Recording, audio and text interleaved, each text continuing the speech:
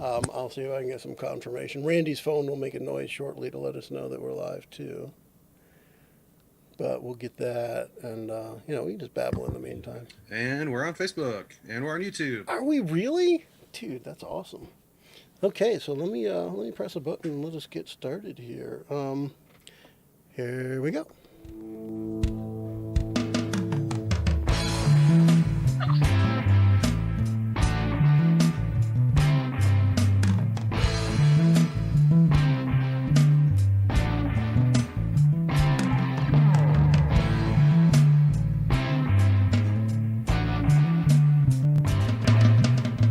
Hi, and here we are, live Adventures from the Stream. We're coming at you with our Dungeons & Dragons 5th edition campaign set in our world of Courageous. We're 2 weeks in a row here. I don't know if that's the first time for the live stream. Maybe not. But we are 2 weeks in a row because we were kind of excited at the end of the last one. We're going to get started with some introductions. Let's go around the table in the same out of the order. Go for it, Chris. The original OG order. Yeah. This is Chris. I'm playing Alset Pelican, the rock gnome warlock of destruction tonight. That's what I'm going to put as the label. I'm Master. I'll be playing Alistair Ashworthy, the Lightfoot halfling paladin, who will hopefully be picking all of that up.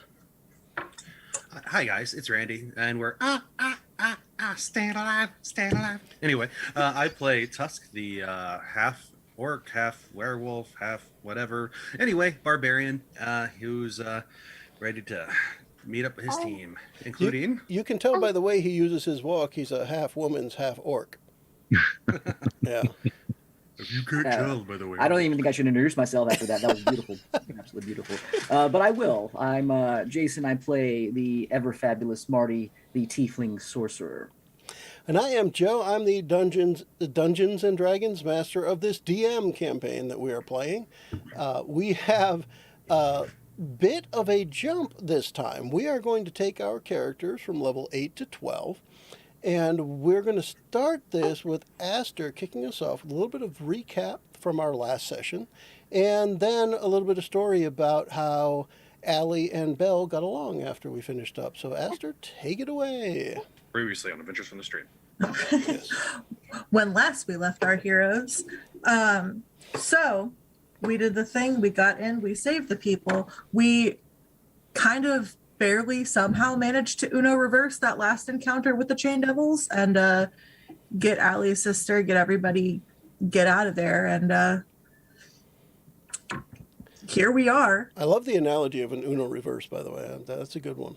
That's pretty much what happened. Somebody threw down the reverse card. That looked like a really close TPK, and then Marty went, okay, but how about this? Polymorph Uno reverse. There you go. And they went, hold on. Well, don't forget about Chris's And 3 then all natural set. 20s in a row. Yeah. That was beneficial. Beneficial. It's Certainly beneficial. helped. Just a little. So, And now he's going to roll nothing but ones today. Yeah. So when I have got a Don't do that. feeling, when y'all blew up the mine on your way out, kind of did a little bit of messing up of that mausoleum. You left, and Allie wanted to take care of her sister Belle. So what happened then? All right. So after getting out of the mine and getting settled and, getting away from everything, Allie continues to check in with Belle until she can kind of get to the point where she can speak regularly and kind of get along on her own as we're going. And she just tries to do the best that she can to get as much information as possible from her about, what's been going on, like what's been happening here, what all did you go through? And then slowly but surely she kind of remembers everything and lets her know just whatever she does remember of what had happened during her time in the mines and the night of the raid. And yes. What did so one of the things that Belle mentioned was during her time in the mines there was some talk about something. Do you recall that?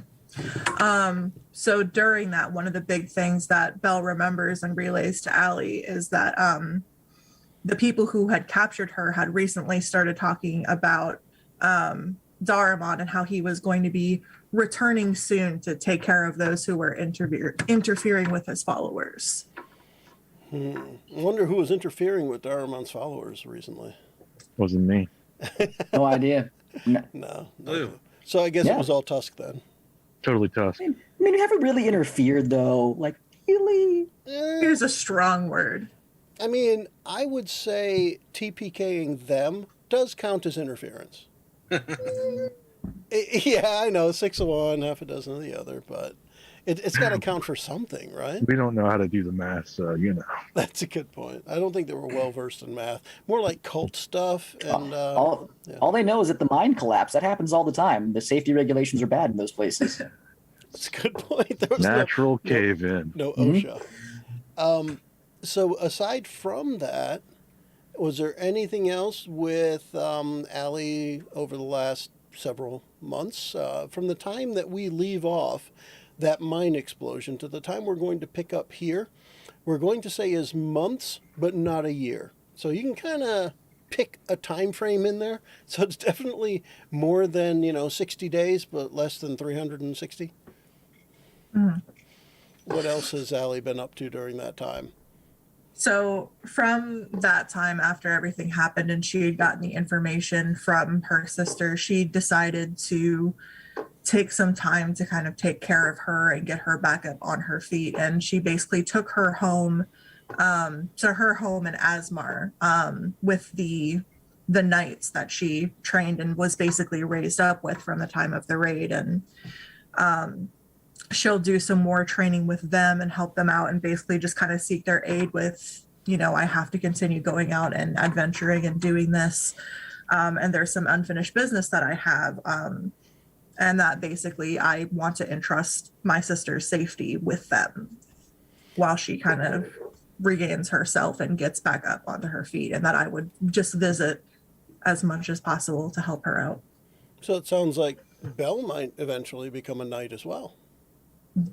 Left in the right care and company of those who helped raise Allie, right?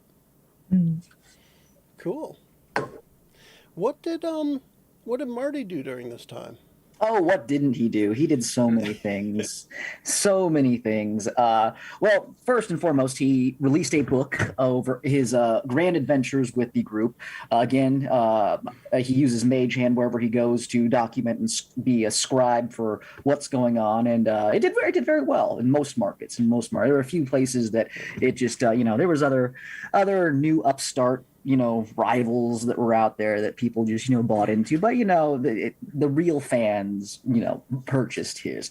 Sounds like it was definitely a graphic novel, though. Oh yeah, absolutely. Yeah. It was phenomenal. The Marty, not to toot his own horns, he's his own illustrator, and he thinks he is fantastic at that. Here, the image of him polymorphed as a giant crimson minotaur was also again very, very important.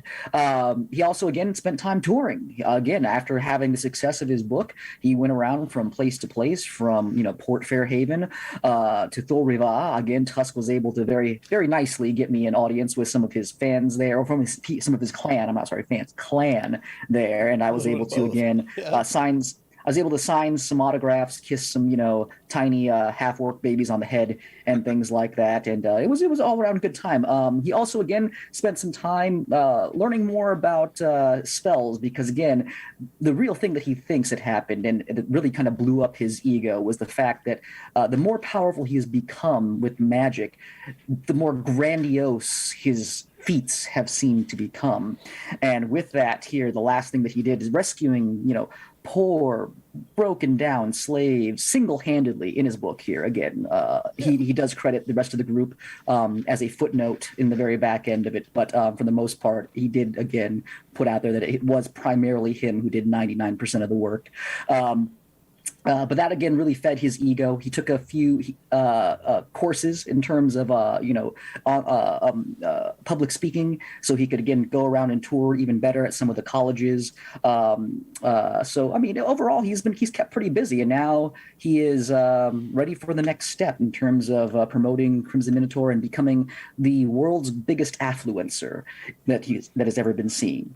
It sounds to me like in the book, the other party members essentially get participant trophies Oh, absolutely. They were all Absolutely. there, and they're really important, but they're Mhm. smaller in all the illustrations, right?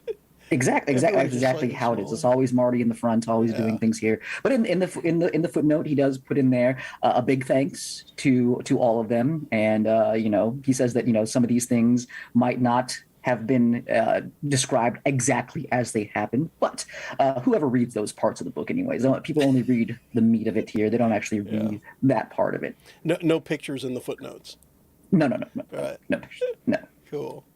So, Randy, what has Tusk been up to? Oh, Tusk has been on quite the journey these last several months. In parting ways with the other two, Alistair with Bell and Allset, he just said, if you wish to speak to me and celebrate, come to Thol Rava on Reclamation Day, and we can meet Ooh. up again. You'll be pleasantly pleased with what I have planned. And he'll then join Marty in his journey to Thol Rava, watch him kiss babies, make plans to start building the fleet of 3 vessels that they now have acquired: the Victory, the Crimson Champion, which is the original, and Rage and Raves. Oh, The, Rage and Rave. That place, okay. that one has a disco ball from the main mast. I was gonna say, is that a party boat? Yeah. Party boat. there's going to be a 4th one for us at some point The too. That's going to be booze called cruise. the Party Boat, because it's a party Oh, yeah. of us. Okay, so what he's going to do is have quarters made for all 4 of us, a little base, as it were, built in Thol Rava. Since it's a river community with a lot of traffic, they're going to draw in more people with the expansion of the Colosseum, bringing more people in, since there's now peace in that village. He is going to set out with on the. He's going to take the Victory out up north, looking for the highest mountain he can, because he needs to go with his fellow comrades, his pack, as it were, up north to the highest mountain he can find, because he wants to spend the most time with the moon being ever more prevalent. Yeah, across the ocean to the left, and then there's should be some hills, it looks like, if you Okay. scroll.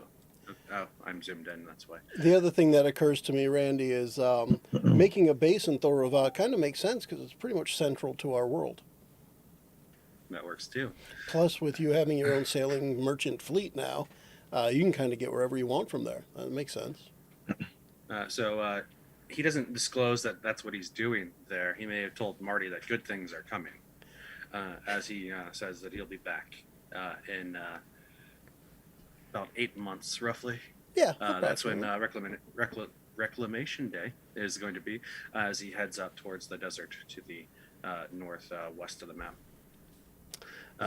So what they plan to do is spend the closest that they can get to on the highest peak to the moon, and they're going to just try to not try to control it the best that they can together, and get tips from them.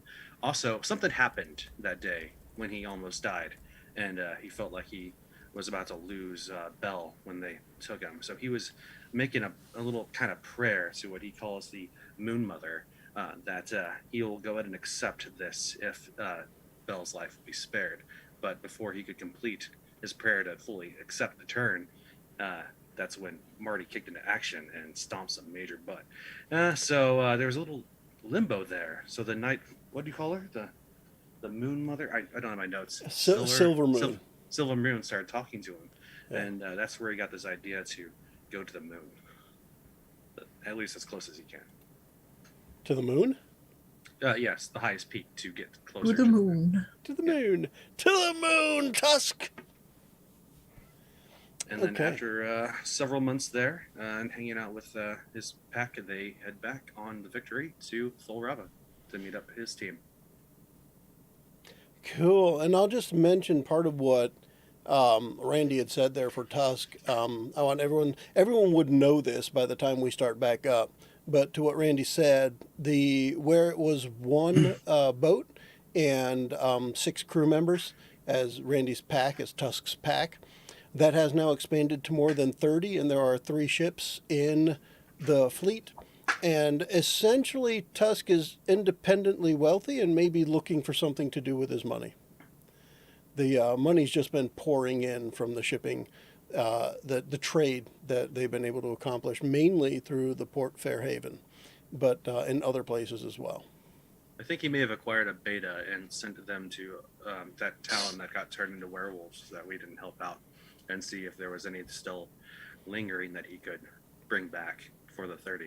Yeah, so that makes actually very good sense. It's a good point, Randy. So at some point you could send your next in command to Lagat, that city that was being that had suffered from lycanthropy last you were there, and definitely would be able to recruit folks to join in on the cause of good instead of the cause of evil, to help keep goodness through the means of the power of lycanthropy as well. Yeah.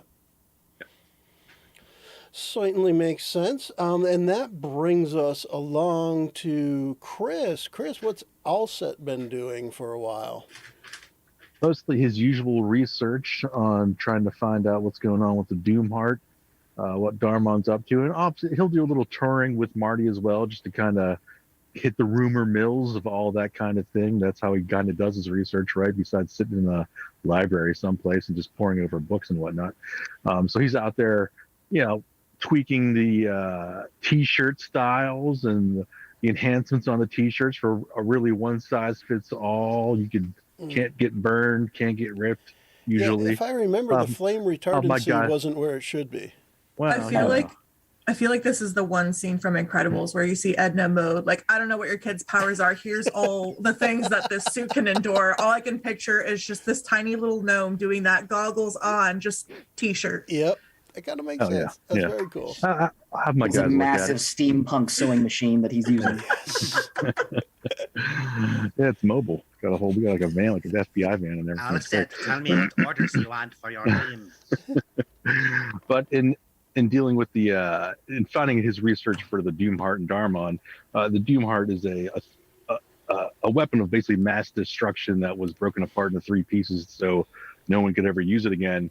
And one of the things that the characters probably had heard of, that place to the north across the bay from Thul Riva used to be like a verdant and fair realm of lush greenery and whatnot, and it had been laid to waste by empires of old. So the weapon was pulled into 3 pieces and spread across the world and hidden away.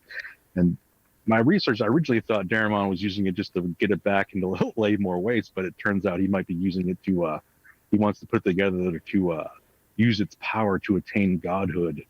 So that seems to be what he was trying to do. He wants to rival Bahamut, the platinum dragon, the god of dragons. So we have put the proverbial wrench into his plans. We are the thorn in his proverbial side. And he hates Proverbs, so. Yeah, he really hates them. So we must use as many as we can. So that's why he had this hybrid, his hybrid beings trying to like collect all the platinum and whatnot to help out with his ritual that he was going to perform to attain godhood. So we've kind of wrecked his plan on that. He's coming back to his lair to kind of see what's going on. Since we've kind of messed up his plans, and now he probably wants to get revenge on this little band of heroes here, which is why we must return to his lair and see if we can ambush him or find out what else he's up to. And that's what's going to bring you guys back together. And as you guys get back together, I guess it makes sense, Randy, by the way you described it, that everybody might meet back at Thul Riva for Reclamation Day. Yes. If you want to describe what Reclamation Day is for everybody now that we're all there. Reclamation Day is the day of the first major flood that happened mid-war with some raiding humans that swept them away. It happens I think it's every year, actually. The same area gets rushed with rushing water. And what happened during that war was they were losing badly. And just at the right timing, all the waters just came pouring through. And that's why they started celebrating that day. It's not much to it, but so it's saved by nature in essence. Pretty much. Very cool. All right. So everyone gets together there. You spend some time together. And one of the things that I did as a DM here, in order to get I completely forgot the tokens were on that screen, Chris. Thanks. If you guys want to move yourselves over to Thor Riva for now, we'll move over to Daruman's lair after. But Yes, just- Marty will fly his way with the raging waters into Thul Riva. That sounds awesome. He's going to walk on water. Marty has gotten to that level now, right? But you spend some time together, and I'm going to use just a short description of things that would be noticed about the characters based on the leveling up and specifically based on abilities and traits that I used rather than just handing out magic items per se.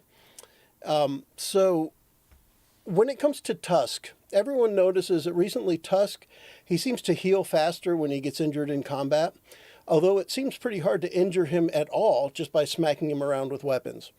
You've also learned not to stand next to him during a fight, as he kind of just swings at anything that's nearby. He's just as likely to hit you as he is to hit your enemies during a fight. And then with Is he Allie- hairier? What's that? Is he hairier? I don't know. Randy, would you describe Tusk any differently using that ability? Like I'd like to physical think that- features?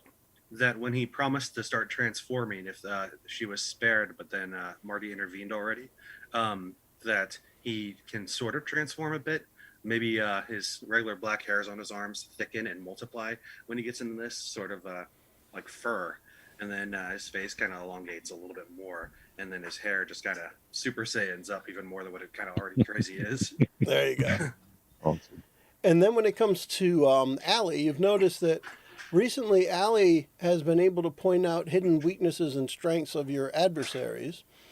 She always also seems to know which adversary is the strongest when you get into any kind of tussle, and has come to the aid of you guys in fights by just is almost impossibly being there to intercept attacks. It's something that's happened recently with Allie. And from Alset's perspective, you've started to hear when you're in conflicts and combats a really loud tick, tick, tick, and you know shortly after that sound, something big is going to happen. And after that something big happens, inevitably, Alset seems either tired or injured afterwards. And then with Marty, I mean, everybody's always heard the boisterous ego of Marty, but it seems even more tangible recently. You can almost feel the ego in the air as it is. In some recent occasions, the force of his ego has actually guided you to do something better or even made an adversary stumble. And it seems like Marty can almost convince anybody to do something. So those are some little things about each other that you've noticed recently. And as far as what specific things were done for the characters, that's up to you, the players, to bring out in gameplay as we proceed further here. We're going to take ourselves right into Daruman's lair. I'm just going to activate that map. It's going to be the same map that we've all seen before. You guys are going to be at the entrance. And what I'd like is a little bit of a kind of an in-character conversation of, you guys are all in the minivan on your way to Daruman's lair, the airport shuttle or whatever it may be. What's the conversation like? And maybe Alset kicks this off because he has the most researched information that gets us here. But I want to hear what you guys are thinking and talking about and kind of what your plan is as you get back to Daruman's lair. Look, Marty, we could try to make these shirts change colors by mood, but I'm not sure if that's going to work out. You see, I can't figure out what people might be feeling all the time. But also, here's the thing, old man. I'm telling you right now, you're going to ruin the branding of the Crimson Minotaur. It has to be red. We have to keep it red. I'm telling you here. We could do reddish hues. Reddish hues would work fine. I think that might also, better affect, say the build of it here. Because again, trying to change it multiple colors is, I would imagine, quite challenging. I don't know, Ali. What about you? I mean, what do you think? Do you think red is a good color for everybody? I think it's a good color for everybody. I have to agree. Fantastic. And Ali, how's your sister, by the way, Belle? Is she doing all right? Did she get my autographed copy of my book? Yes. Yes, she was very excited about it and definitely didn't immediately put it on the nightstand to collect dust. Still haven't Well, even got my copy. Fantastic. Thank you. Again, I don't give out too many of those things as personalized copies. I mean, I do give out a lot of them, but not as many as you might think that are, signed by me. Some of the other ones are signed by people that I have. But anyways, this cave here, my goodness, it's been some time since we've been here before. All set, old man. What's his What are you What is guys? it? Which What's a up? crimson black minotaur. Ooh. Dark Crimson black black liquid with red writing. All right, well, let's leave the cave here and let's go back and let's brainstorm Crimson Black Minotaur. I think that might be a better use of our time. I feel like that would be a coffee. It could be. It could be, Ali. I mean, your cooking skills are legendary, as you probably saw in chapter 4 of my book, Cooking with the Minotaur. Especially with that crate of chef level food we got. Exactly. You have read the book, right, Ali? Of course. What was your favorite part? The part about you, of course. You did a great job. Smashing, absolutely smashing. All right. Anyways, all set, old man. We're back in here. This creepy place. What's the plan? Well, we need to find out if Daramon's been here recently, or if he could be here right now. Who knows? But I'm not sure. I don't really have too much information on undead dragons. That might be something Allie might have up in her studies about the undead and whatnot. I do hope you guys test that Joe out. Sure, test Joe. Test it. How's my mic, Joe? It could be a little louder, Randy, because not I only maxed do it we out, need so. to hear you to understand your jokes, but we need to hear you to understand your jokes. A little louder would be good. Now, as far as studying up on the dragon, or specifically Daramon the Dracolich, as is known, anybody, you would have had time, especially from the time Alset first mentions this, when you guys arrived at Thor Reva for the Day of Reclamation. You have plenty of time to consult resources as well as sources around, and we can go around the table and people can use whatever kind of check, maybe insight check to check with your friends and sources, history check to check some books, what have you. Throw some kind of check at me, and I'm sure we can accommodate what you might want to try to give you a little bit more information of what you're about to step in. All right. Well, I think since Marty was also studying magic and trying to gain his own power during the break, I think he would take an interest in maybe some of the magical things about Daramon or his lair. So I think Sure. Arcana might be mine.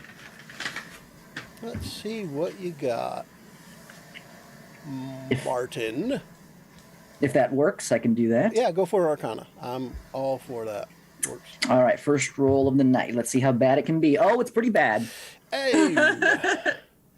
So the 10, essentially, nothing extra.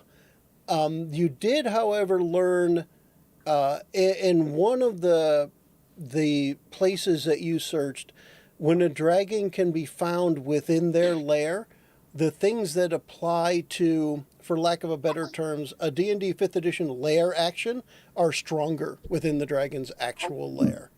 Okay. So when it's found at home, it's stronger for the things that can affect its environment, might be a good way to put it. Okay. All right. I would share my brilliant knowledge with everybody. Yeah, we definitely don't want to be fighting him on its home turf, but it's kind of like it is what it is. Also, I will also make an Arcana check. All right. Let's go with that. Well, you say this, Alset. What if we lure him out? 26. I am down with that. So 26 is a hell of a roll. You confirm what Marty found out. Hey. In addition to that, you find that specifically Daramon is able to use several different spells based on fire, whereas spells aren't normal in a dragon's repertoire. Sounds like somebody has a. All right, food Marty, you're disposal ready. the front man then. Well, I mean, Fire doesn't bother you as much. I could be the front man here, but I was thinking, what if we lure him out of here, Alset? I mean, you still have some of that platinum we pulled many months ago, correct? Maybe we Maybe we put it out and I maybe make it look grander than it is and lure him to us and fight him on our terms.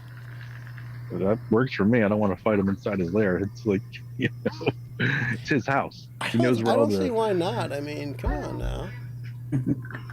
Ali, what about you? What do you think? You've gotten much more adept at figuring out weaknesses and strategies. What do you think, Olga? I think I don't know what skill I would use for that. Maybe history for Paladin. I mean, Religion, maybe you for got Paladin? history. Also, Alced has described that Daramon is seeking to be a draconic god like Bahamut. So maybe there's something religion-wise that might make sense too. Mm-hmm. Okay. Let me see. I think those are all the same for me, honestly. I think the only one that I have that's like particularly better is medicine. But the only thing that I think I could get with that is like aspects of it being like undead versus. Yeah, it's kind of tricky because there's not too much medicine that applies to the undead, I think. Mm-hmm. Yeah, Just roll it out. Just go. My religion and history are going to be the same. So let's do religion just because nobody has yet. Sounds reasonable to me. Yeah, there's not. You find that the information you're able to gather is that Bahamut was not godly because of the platinum, although that seems to be what Daramon has in mind, that being able to fuse power and platinum is going to make Bahamut godly. Going to make Daramon godly. And that's his approach. And nobody knows what's going to happen until it's actually attempted. You guys have kind of disrupted the platinum part. So now Daramon's all pissed off. But again, from the religion side, it's more of a holy disposition with Bahamut. And that doesn't seem to be the case with Daramon. Excellent. Tusk. Randy, what does Tusk have in mind? Anything? Yes, Tusk. I mean, your last plan for us to play cards, well, inside of the mine tunnels here was, I think, at first, crazy, but it worked out very well. So, I mean, what do you have up your sleeve, old boy?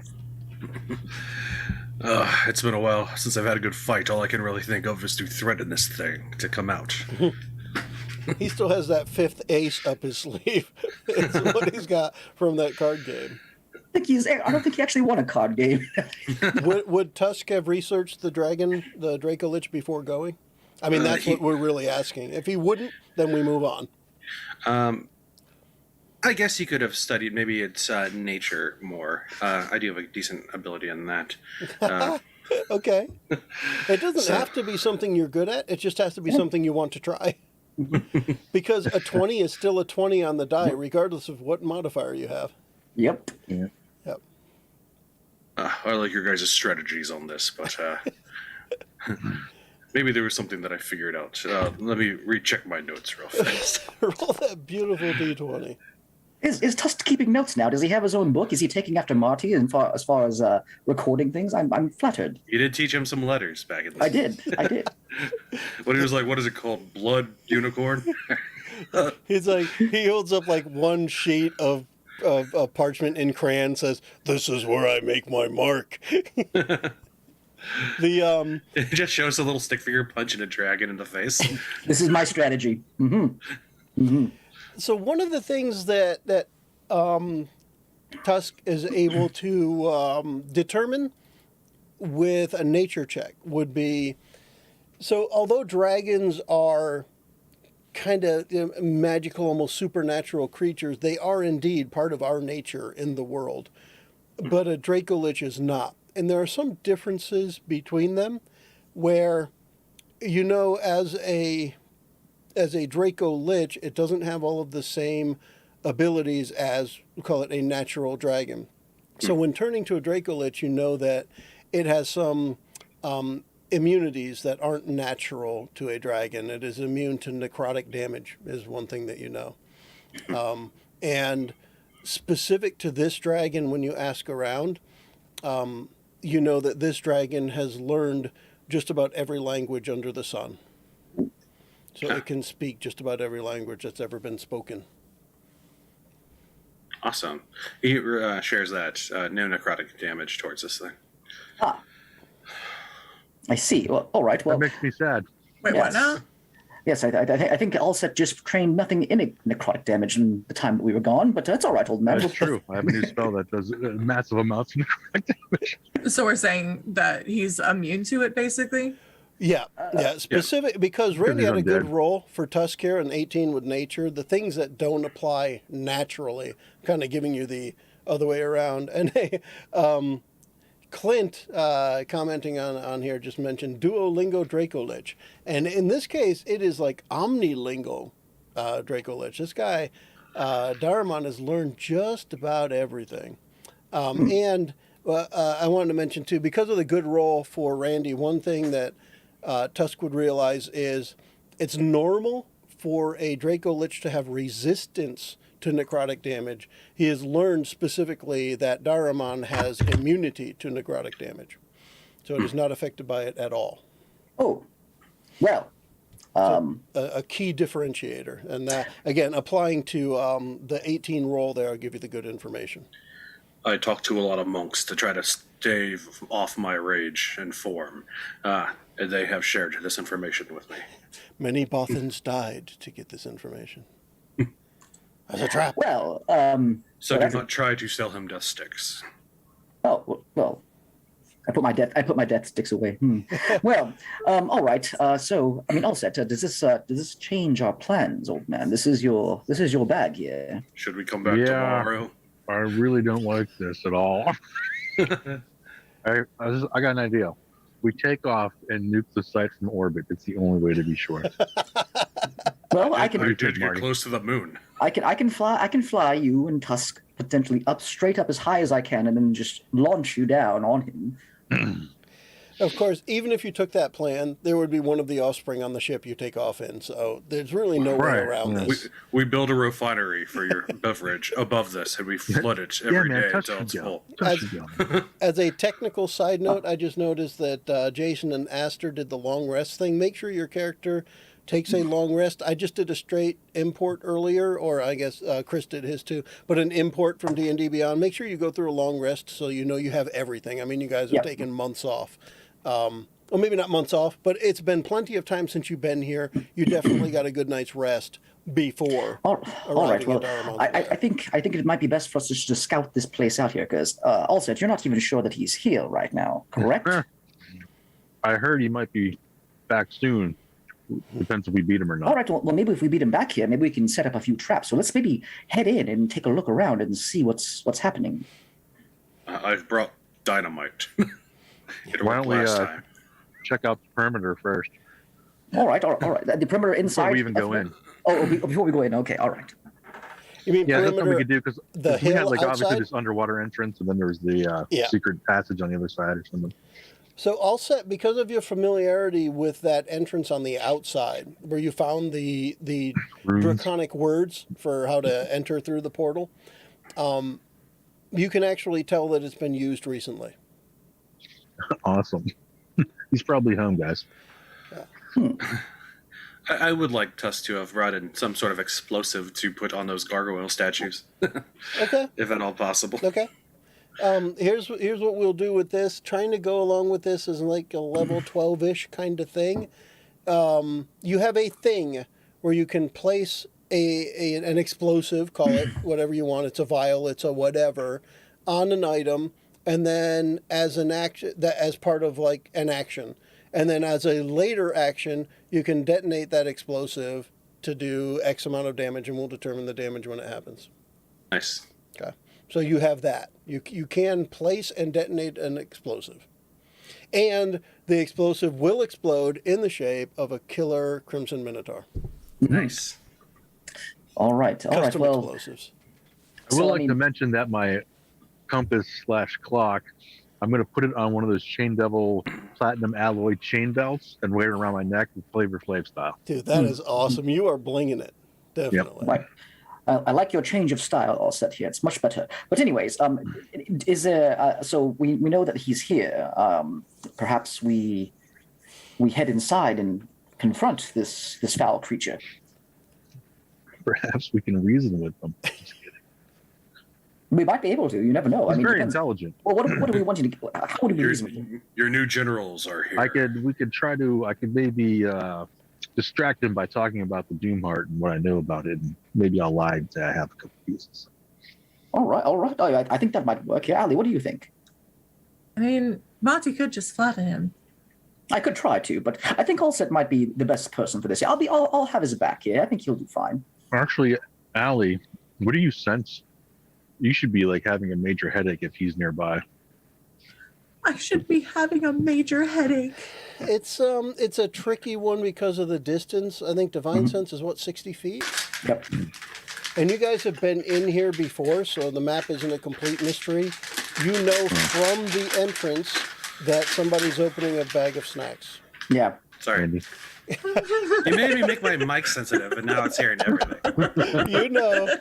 You know that from the entrance, it is greater than 60 feet away to where Daramon's lair is, from where you found the compass, the gargoyles were, etc. But if we go by where that secret entrance is, that's pretty much right by that room. That's right outside you that can room. get close enough. Yes, you can get close enough. It will involve just going around the passage. Okay. Once you step inside and start to get your bearings, everyone hears a voice that almost rumbles through the stone, a resonating, constant, heavy voice that comes through and says, "All set. I'm glad you've arrived. I think it is time we finish this." What does thy bidding, my man? Oh no, sorry. Oh,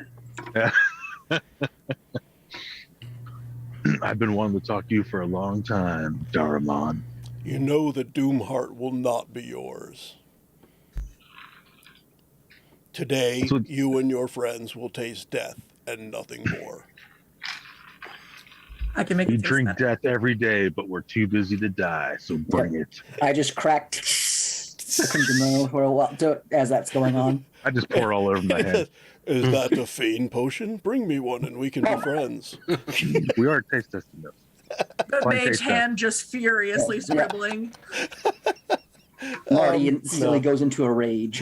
There you He's drawing go. like a mustache on Daramon's like pictures and stuff. Oh, that would be awesome. Yeah. I wish we had some of that. Yeah. So Pour on the floor. I think you know Well- where to find me, all set. Why don't we step outside, have a chat? I have two of the pieces here, and I about know that? how important they are to you. This is the only place you will find them. All right, change of plans. Excuse me? I love it when a plan falls apart. Do I You punch him in remember the nose whole now? mind? Leroy! Yeah, at least I got chicken. If all else fails, we need to bring. Is this a mountain that he's It's a in? or- hill. You can make a mountain out of it if you want, but it's a hill I think I will. on a side. Um, It is approximately 30 feet high, and that's to accommodate that when you go in the cavern, like where you guys are now, where the Olympic-sized swimming pool little pond is there. The ceiling above you is about 50 feet up. So you go 20 feet down, the hill goes up about 30. You're kind of in that pocket, if you will. Gotcha. We might have to pull a mind maneuver, completely collapse this place. Worst case scenario. Is that possible? This place seemed pretty large and sturdy last time we were here, all set. I mean, Well, we're I'm gonna all have for- I'm to all for it. unsturdy it. Don't get me wrong, I'm all for it here, but do we have enough time to do that before the Daramon, the Dragon Man, just Oh, has to come out here? Dragon we're just Man. gonna have to roll with the punches, literally. Tusk, you're going to need a bigger bomb. Yes, Tusk, did you bring enough explosive, Tusk? You brought the I- grenades this time, right? Only accounted for the gargoyle statues, and only a couple of those. All right, so all set, old man. I mean, that seems to be a hole in your plan here. What should we leave and come back with more explosives, or? Oh, with an army, maybe? Well, I mean, potentially. It depends on, what we would do here. But, I mean, he says that there's two pieces of your Doom Heart here. I think, Yeah, and depending which pieces he has, it could be pretty bad. He could be lying now. Can I roll an insight check? You sure can. Show me a beautiful, let's see, 16. There is no indication from the rumbling full voice echoing through the cavern that there's any deception behind it. But with the rumors I have, would any of that work out that he might have 2 of the pieces? Of what Yeah. I've heard. Yeah, he's very specific when he said 2. Yes, Okay. and he knows. There's also truth in that he knows how important they are to you.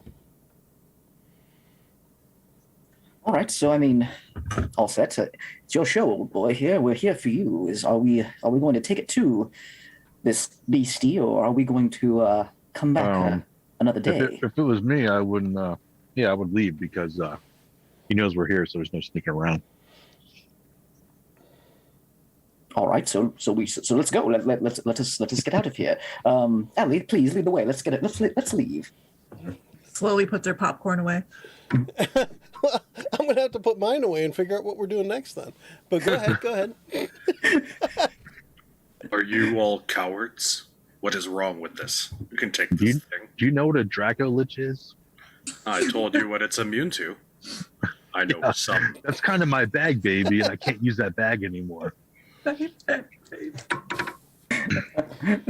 Well, I mean, all set, old boy. I mean, do you not have confidence in us in taking on this creature? I mean, Considering you and I last time had to rescue the rest of the group for a couple of chain devils and some well, it's been some fancy time here. footwork I mean, people, look at I'm Tusk. not too confident. That was 8 months ago. Yeah. Yes. I mean, look. I mean, Ali, flex your muscles here. Look at her. I can clearly see she's been training hard. She's been hitting the weights. Tusk Yeah. looks Maybe she hairy. could cook. Maybe she could cook us a strong meal. Yeah, Tusk looks hairier than ever. That's a lot of testosterone that goes through to grow that kind of facial hair and things like that here. I mean, I think that we might be able to handle ourselves if you really want. If not, we are free to leave. I have book signings and everything else that is due coming up here. I have to be back in Briefwood in just a few days. Mm. It's up to you guys. What do you want to do? Ali, what do you think? I'm thinking. Let the men think. All right, Tusk, I know that you're hungry for a fight here. Okay, fine.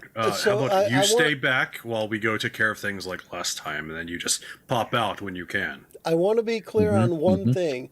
If you guys are having this conversation out loud in character, I want to know for sure because there will be reaction. You guys I are mean- standing there Good talking point. this through. I mean, I was asking Alset what he really wants to do, so I mean, I'm sure it's out loud in some form, maybe more Yeah. whispered, if anything. But Yeah, I mean, it's definitely out loud, because Yeah. I don't want to upfront fight a Draco Lich without some kind of plan or ambush. And obviously, he knows we're here and he's waiting for us. And he knows I'm here. He has definitely. So as part of the conversation, Daruman pipes in to tell you, if you leave to bring reinforcements, I will have my own when you return. I kind of figured he had some here already. Well, all right. maybe All that right. lets you know he doesn't. Then I'll keep your same insight roll. He's still telling the truth. Okay. All right, Doraemon, Daruman. D money. Let's D-Dog. just He goes by D-Dog now. yes. Let's. Why don't you come out here and confront Allset face to face? You and him have a one-on-one, and the three of us will watch. And I'll whisper, I'm like, we won't really watch. We'll attack him when we get a chance. Ali takes the popcorn back out. I need an adult. I'd love nothing more than to take All right. Allset's power to add to my own. Send him in if you like. All right, Darmon. You want a shot at the title? Winner takes all. That's right. Have you seen his new chain? Allset. Have you seen this here? And I'll get down on like one knee and I'll like get behind Allset and like hype him up. It's the Draco Lich from the top rope, and Allset is down for the count. Don't drop. Yeah, just don't follow me from the ladder with your ass. Yeah. There's take going to it. be plenty of folding chairs and breakable tables in the lair, just because now, right? Absolutely. That's awesome. I'm in. Now that you say That's that. all we needed. Now we're gonna fight a dragon because it's wrestling style. all right, Joe, I would like to roll a intimidation check. Against who? Allset to force him to fight, or? No, Daramond. Do you want to be Take near this him or just outside. want to shout I feel like forcefully? you have to see him. We're calling you, brother, to the center stage. Come at us. Show us what you got. You can't handle this. What are you going to do when the 24-inch half pythons come down on you? What are you going to do when Ulset jumps off the beam and gives you the king's elbow? Okay, so I'm ready for you guys. Darmon's ready for you guys, I should say. If you are Yeah, going to unfortunately. approach, Bonesaw's ready. does it? Wasn't there a way into that? Was his lair room where the gargoyles were? That was his lair, or was it the different Yeah. room? So Yeah. let me do a little maneuvering here. Let me move you guys over to that area, 'Cause I just thought to we could get through that door and just get to that room. but just I to don't be remember. there. All right. And just as a note, just so you guys can see too, let me take. Oh, I got to use this cursor. Let me take Marty and put him back here. I'm going to find wherever the heck that room was. Here it is. No, I'm dragging you all, right? So that was the other room up north here. With the skull in it, right? Yep. That has the skull in it with the healing old wounds properties, right? And then down towards where Daramon's lair entrance is there. So that's the hallway where, and this is just the order you guys are standing in right now. So I'll let you guys move yourselves now, but that's the entrance that leads to Daramon's proper lair, where when you go in, you'll see, now you guys, I'm sure all have a pretty good memory of the area, but let me give you a little description of it as Alset turns that corner to take a look. So Daramon's lair is this large area, a large in, underground lair terms. In the center is this, 15-foot circular kind of lava-ish pit that emitted no heat when you guys were in there before. Then there are gargoyles around the outside. There are the two large, fancy tapestry-like carpets on the ground. And then the loot pile in the far corner, still containing all the stuff you guys did not pick up. So still plenty of gold and little trinkets and jewels and stuff that you guys did not pick up. The wagon's waiting outside for that. And this time, as you turn the corner, you do see Daramon. You see And the hot tub. the actual Daramon, the Platinum Dracolich, sitting on top of that pool of what is magma now emitting heat. You can actually feel the heat from that 40, 50 feet away where you guys are. It's not painful heat, but it is stifling heat. It makes it a little difficult to breathe. It's that 100 degrees, 85% humidity heat. It feels like you struggle with a little bit with breath, but not enough to trigger a saving throw. You're just right on that edge. And Daramon there, as in D&D terms, a huge size creature, so taking a 3x3 spot on the map, towers up right up towards the ceiling. There's a lot of bone, is like the entire being itself of Daramon is of bone and some both matte and shiny platinum surfaces around the bone in different areas. Clearly, Daramon has spent some time fusing platinum to his skeleton. But as you guys approach, Daramon is just there, staring at you with pale blue eyes out of a skeletal skull, and just kind of waiting.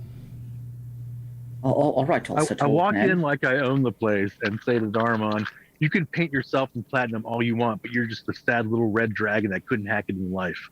And Now roll we're gonna put you initiative. down." Jeez. Oh my gosh.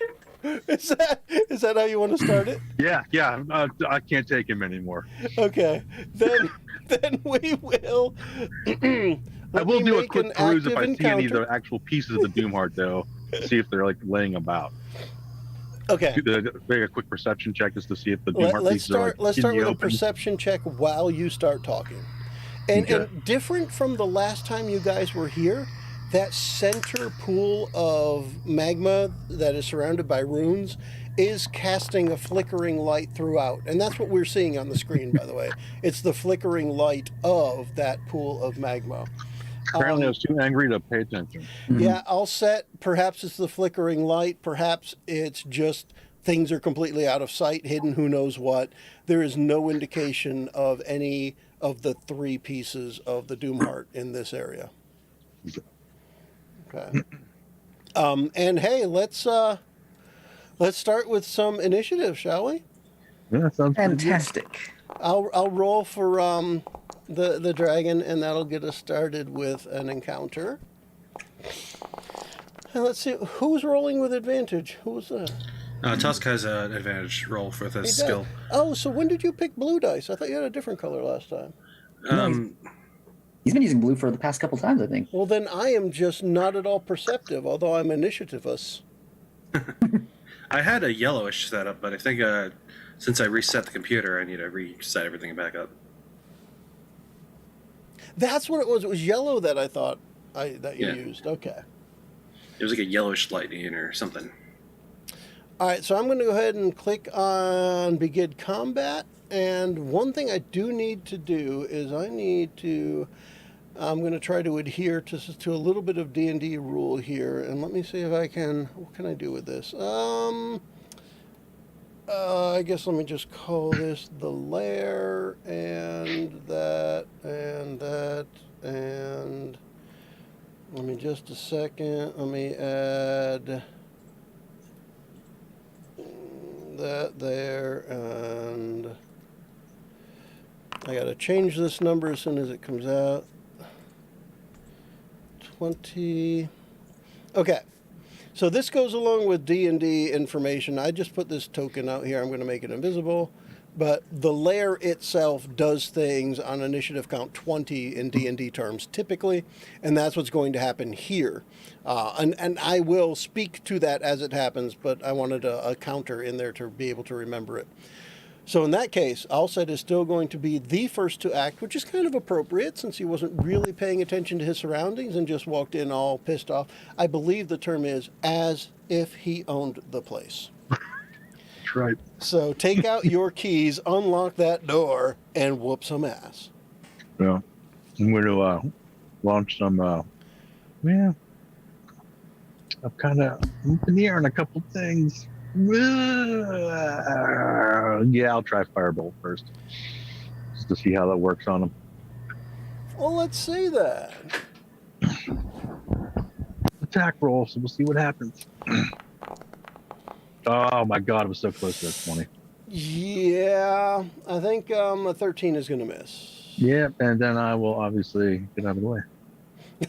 Run away! I just see Alcet run like between us.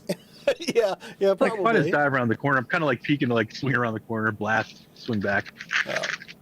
And So- I'm remember, angry, but I'm not dumb. remember, these hallways are just about 5 feet-ish wide, so you got plenty of room to move past each other. But it occurs to everybody while you're standing there, after you take your first look at Daramon, Daramon's only way in and out is his portal. So that's those runes in the southwest corner. There is no way he's fitting down a 5-foot wide passage. Just something that would occur probably, I'm going to say does occur to every character as you round that corner and see the size of this beast. And what we're going to do this time for the lair, what's going to happen is Daramon issues kind of a low rumbling roar while raising his front paws, arms, and kind of lifting them from the ground up a couple of feet. And there's just a sound as magma pours over the edges of the circle in the middle and comes up a couple of feet off the floor everywhere inside of the lair except the 2 carpets and the gargoyles. Okay, so Tusk, where you currently are, Randy, where you currently have Tusk, is Yeah. the edge of that. You are not currently on it. It is everything inside the room, and you're at the doorway, if you will. Oh, jeez. But the rest of the floor is covered with lava, magma, lava. I don't know, when does magma become lava? It's like, when does venom become poison or whatever? Magma. Yeah, but the entire floor is steaming. The floor is lava. The floor Kind of is scam. lava. I was waiting until somebody said that. Chris wins. So the entire floor is that. Now, you should be able to run across that if you wanted to get to the gargoyle and hang on to a gargoyle. Right? You have enough movement that you could do that. But you would need to get to a safe space. The only safe space during this magma layer event are the gargoyles and the carpets. Alistair, take Okay. 2 on hopping on that gargoyle. God damn it. Tusk's turn. I throw Alistair. No, Here we go. Here we go. not in a sack this time, though. Basketball special. This is not my style of combat. This is, That's cheating. Cheating. coward. You come into my house. Let me check my inventory real fast. I didn't upgrade weapons, though. I probably Darumon would've. says, "I'll wait, Tusk. Go I ahead. have Check 4 your javelins inventory." actually in my inventory. I'm going to throw. I'm gonna burst into a Large size. rage, and then I'm going to throw javelins at him. I'll throw 2 javelins. Hold on. I want to just confirm, Tusk, based on the thing that I gave you, are you raging? I'm standard raging for now. Because you can only use one or the other. That was a specific thing. I know I can leave it though, right? Well, At any time. it's per combat. Oh, per combat. Yeah. Okay, then I'll hold off on that, and I'll just Otherwise, take it's 2. way too effing powerful. If you can just choose at will. Yeah. I mean, I can rage multiple times in combat. yeah. But this So one's I different. was just thinking- Right. All right. Well, with that knowledge, I will not rage. I will just throw 2 javelins, At least not yet. and they're not equipped. So stop trying to. Sorry, delaying us. Mm-hmm. Inventory. And as a side note to everybody, I Correct. did mention in the messenger earlier that I would put a loot item with that stuff that I gave your character. So you will find that if you look under your inventory, look almost all the way to the bottom, there's a section for loot. And the thing I gave you will be there with the bullets and description as I had sent them in the chat earlier. So you can use that, and you can pop out that window if you want to put it aside to be able to reference it if you like. Of course, I roll 1. Why wouldn't I? Wait, where? So open your inventory. Okay. And then scroll towards the bottom. You should see something that says loot, a loot section, and then you should see the item that I gave you. Are you in Foundry? In or- Foundry, yes. 2 1s. Your On my character rolls, sheet in took Foundry damage. has that item. So you hit All for a full 5 points. 10 altogether. 10. Unless That he doesn't has armor. seem right. Why on earth did its health bar go down that far? I'll figure that out. On my screen, the health bar went down like a quarter. It does Yeah, not. It does super not have challenge. 20 hit points. I assure you. This fight's gonna go fast. That is just damn funny. But I'll figure that out. Wow, that just shocked me. I don't have the health on your screen though, so you can't see that. Sorry. So I threw 2 javelins, hit them both times, and rolled 1s for damage on both, which are a total of 5 apiece. So 10 damage. Excellent. But you did something. You did something right. And then Allie is up next. 2 more javelins and I'm out. I'll be And right back, guys. Esther, did you find that thing I was talking about under inventory? Yes. Okay. Now, can I use that to use the abilities you told me, or is that just kind of there for a placeholder? That is, you cannot. It's not like clickable to activate anything. It's just there for your reference. Okay. Because I don't know enough about the macros and the scripting to make it do the things that I made up. Okay. Well, I want to go ahead and use one of them because initiative was announced. Yep. And I want to do the tell you one trait of an adversary of your choice: vulnerability, resistance, special abilities. We've gotten resistance, but we haven't gotten vulnerability. Okay. Because there are no specific vulnerabilities, I can give you another damage immunity. The This Draco Lich is immune to fire as well. So fire and necrotic. That checks out with his red dragon background, right? I think. Yeah, it checks out. We ran it through the feds, and it came back good. Yeah. Yeah. All right. You're just a sad Fed little say fire red makes dragon. sense. I'm sorry, I'm not going to get over that speech. I want to get that printed somewhere. Make a t-shirt. You're just a sad little red dragon. Okay. That could be a t-shirt. Yeah. How far off? I can't see anything. If you look at my screen in Zoom, you can see what everyone else sees. It helps a little bit. Yeah, I just had to go onto my screen to. Yeah. As soon as you moved Actually, around the corner, the whole layer is lit up. You were around the corner where you couldn't see it yet. So you moved over to where the gargoyle is? Yeah.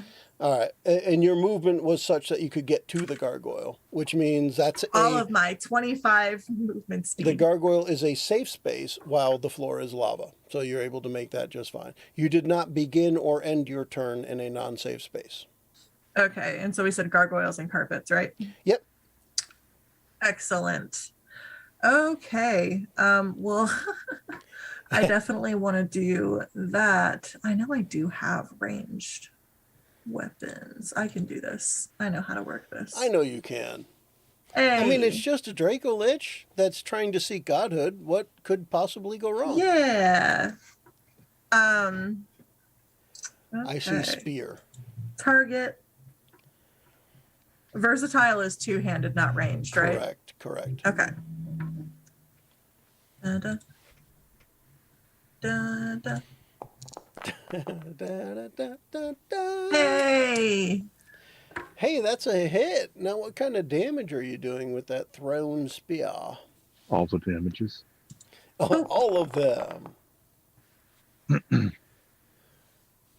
There we go. 10 damage? Yeah, that counts it. Yep, we got it. 10 damage done to Daramon. Because your boy gets radiant damage as a given now. Oh, you get radiant damage? We established it has no vulnerabilities. So, yeah, you do no extra damage due to that. Right. But that's good to know. Yeah, it's pretty. Oh my god, I get 2 attacks. Hold on. Oh my god, do you have another spear? I don't remember. It is undead, so if you do Yes. things against undead. If I have what? It is undead, so if you do things against undead, there's something. I mean, paladin, undead, those two things kind of clash on a typical basis. Mm-hmm. Yeah, I do that, but also I've already taken 1 attack, so I don't think I can switch to a You spell. said do. Right. Extra attack is an extra attack. Yeah. Okay. Yeah. One more time. Different spear. You have my So tired. spear and my And my other spear. spear. Not as good. Ah, A cool. 20 hits, though. Yeah. Excellent. So for those keeping score at home, a 20 hits a Draco Lich. 12 more damage done to Daramon. Marty. All right. Do I know that the thing is fireproof here? Did Ali? Did you say that out loud, or did you just? Oh, for sure. Okay. All right. Because I was preparing to finger gun some firebolts, but I guess I will stop that now. My hands will turn into a nice blue color, and I will again look at all set to be like, wait here, old boy, and I will fire a ray of frost at him. New flavor, Azure Minotaur. Mm-hmm. Absolutely. Let's see here. That is a 27. 19 on the die is definitely going to hit. You got Yes. it. 27. All Yeah. right. And Hi, then guys. that is 14 points of ice damage. 14 points done to Yes. the Draco Lich. And the fire, the ice, it hits and does full damage, but you can see it like immediately melt as soon as it hits. And then with my bonus action, I would just like to look around. When the lava came up, did it melt all of the stuff that was in there, or is it like floating on top? Like you said, there was coins and gold and small things around. Yeah, from what you can see, give me a perception check. Yeah. I would just like to do I that. won't count real it as quick. an action, but do me a perception Yeah, check. I'll use it as a bonus action if that's okay. That is a 14. It was You a 21st split so second. in the far corner, oh gosh, what is that? That looks like maybe 80 feet or so. Mhm. You can't quite tell, but there's some shiny stuff on top of the magma. Okay. So it looks like maybe some of the stuff got brought up with it here. Okay. Yeah. Okay. With that here, Marty will go. Go after them, Tusk, old man, and I'll just smack him on the shoulder, and I will move back with all set. And that'll be my turn. Now, is the lava coming up and then going right back down, or is it? It looks like lingering? it's already starting to recede, as if by the time it started on the next turn, it will be gone. Ah, Think of it as it's a one-turn action, but it's the Okay. lair acting for that turn of combat. Or round is a better way to put it, because it's a round of combat. Okay. so as long as we're not on the floor during its turn, we should be okay for the most part. If you do not start or end your turn on the magma, you can expect to be safe. Okay. That's the easiest way to put it. Yeah. All right. So, Daramon will. I got to look at a couple things here. So Daramon will. The first thing Daramon does is it whisper is probably the wrong word because of how much it echoes within the chamber. But insofar as this Dracolich is going to whisper, it whispers some words, moves its hands around, and you see fire burst from its claws. And it's just a and then fire bursts from the tips of its skeletal claws. And the next thing it does is, let's see. Allie is close enough. Allie, it swings its tail at your direction on the gargoyle. That's what you're on. I was going to say on the Dracolich you're currently hiding on, but you're not Hey. hiding on a Dracolich. It is more a gargoyle. But it will attack you with its tail. Oh, I think that's going to hit. And that hits for, I don't know why you don't see that on your... Okay, as long as I'm not the only one. Yeah, it's 17 damage, and that is already removed from your character. It is bludgeoning damage, by the way. So I don't know. I don't think you have any resistance to that. I'm gonna see if I can figure out why that didn't show. It should, but those two actions will be the end of Daramon's turn, and all set. As you start your turn, you can see that by the time Tusk is ready to act, the magma will be gone. Again, just going by looking at our inventory and what your character would perceive. Inventory initiative. That's the word. The magma would be gone. Yeah, it's receding. So it's a one round action that the I magma is gotcha. raised and is already receding. But you won't be able to run in there now unless you ran all the way to one of the gargoyles. You wouldn't be able to go in there now, but it should be clear by the time Tusk goes. Yeah, I don't really want to move into the room because I don't have to do that for this spell, but to target him, I had to do that. So I'm going to use dissonant whispers on him. I'm going to be like, "Hey, you suck." Hey, buddy, you want some candy? What's a candy? He has to make. Just hey, you suck. I mean, why not, right? I mean, The still hate you. save is All a right. wisdom, a 13 wisdom save. I got or he my- takes psychic damage. I got my pop up and I succeed with a Jeez. 23. Rough one, jeez. Yeah, it actually has advantage against wisdom saves. It's been around long enough. It's kind of wise, right? Yeah, I kind of figured. Yeah.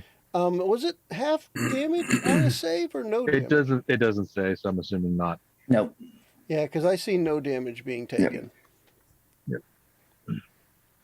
All right then. It's an all or nothing. It's an all or nothing spell. And That's a bummer, man. It's a bummer. and there's just kind of an immediate reverberation in the lair of no, I do Yeah. not. I'm gonna lean over to Alset. You need to be more forceful when you're saying these things to him, man. Come on. So I should end my turn, I guess. yeah, if that's it, yeah. Yeah, I one action. That's all I got. Okay, then The magma recedes, and it's Oh. Tusk's turn. All right. So now the entire floor is safe, but keep in mind that's something that could happen again. Mhm. Time to show you guys something impressive. Oh, what's that? Stay away from me, by the way. He throws both javelins that he still has, his last two, into the ground in case someone else wants to use them from this distance, and pulls out his battle axe and runs straight at the beast. I don't think I'll be able to take those out to the ground. They look like they're dug in pretty well. Yeah, He just starts tell me- growling and then howling as he Let's transforms. Let's do this just for kicks. Randy, give me a strength roll, please. A strength roll. Yep. Straight up strength. That is Check. checks. Under Check. There we checks. go. I was looking at. Not too bad. Okay, so anybody could pull those up with an average effort because Okay. Randy got a 10 there, so they're averagely stuck in. You might have to grunt to get them out of the ground, but no roll will be required to remove them. You know, that's just one of them. Let's check the other one from his other hand. Randy wants to make it more difficult. Oh, Okay, they're both just so the other terribly one's in there. even, yeah. So with a Did you 6, just, the other one's did you just slightly break? easier. Did you just break the other one? You just smashed it. It wasn't a 1. Come on. If you rolled a 20, it would be like King Arthur's got to come along and pull that damn thing out of there. The dragon isn't getting this out of here. So Tusk, I'll just count that as part of your movement. There's no need to use up an action to put javelins on the ground. Yeah, he's just gonna start charging this thing and transform into the Weretusk version of himself with Okay. his big battle axe, great axe. That's what So it is. if you don't mind, give us that little description that you gave us earlier about the hair and the elongated face. So Tusk typically has olive green skin. It's immediately clouded solid black as he sprouts way more hair than what he should, almost like he was turning into a full werewolf, but he has most of the control instead of none. Then his face elongates even more to almost a snout, but and then his hair, which was already kind of sticking up a bit, just kind of spikes up more, and it kind of flashes like what it does when he rages, but it's kind of flickering. The green is kind of flickering instead of just flashing once and then fading. Cool. So he's like also a like to add that his chameleon eyes then. turn red like Crimson Minotaur. Nice. Very nice. All right. So you do that and you charge in and And just you can't swat move at on him. to that space. There you go. Whichever one I can. It is There. consuming 3 by 3, so you can't move on to its space. I climb on top of him. Well, you'd have to climb to the pool of magma to do that. All right. I'm trying to see what else you wrote down here. There's a few things. Yep. You change your lycanthropy to make you a nearly unstoppable force in combat. While clouding your judgment, so... I'll find a way to stop you. Okay, lasts for 10 combat rounds. You have damage immunity to non-magic and non-silvered piercing, bludgeoning, or slashing damage. You score a critical hit on a 19 or 20 on your attack rolls. You would automatically miss any attack of 1 or 2, though. Due to your clouded judgment, you have 50% chance of accidentally targeting an ally that's nearby. Roll this after the attack. No one's close enough yet. And I regenerate no. 1d12 plus Constitution mod hit points at the beginning of each turn. And since I wanted to up my AC, I put 1 point in con with my new skill I chose. And Okay. so I have plus 3 to that. Fantastic. So I'm not worried about the magma. I wasn't really thinking about that. So it doesn't do any bonuses to my swings, but that's okay. I still have 2.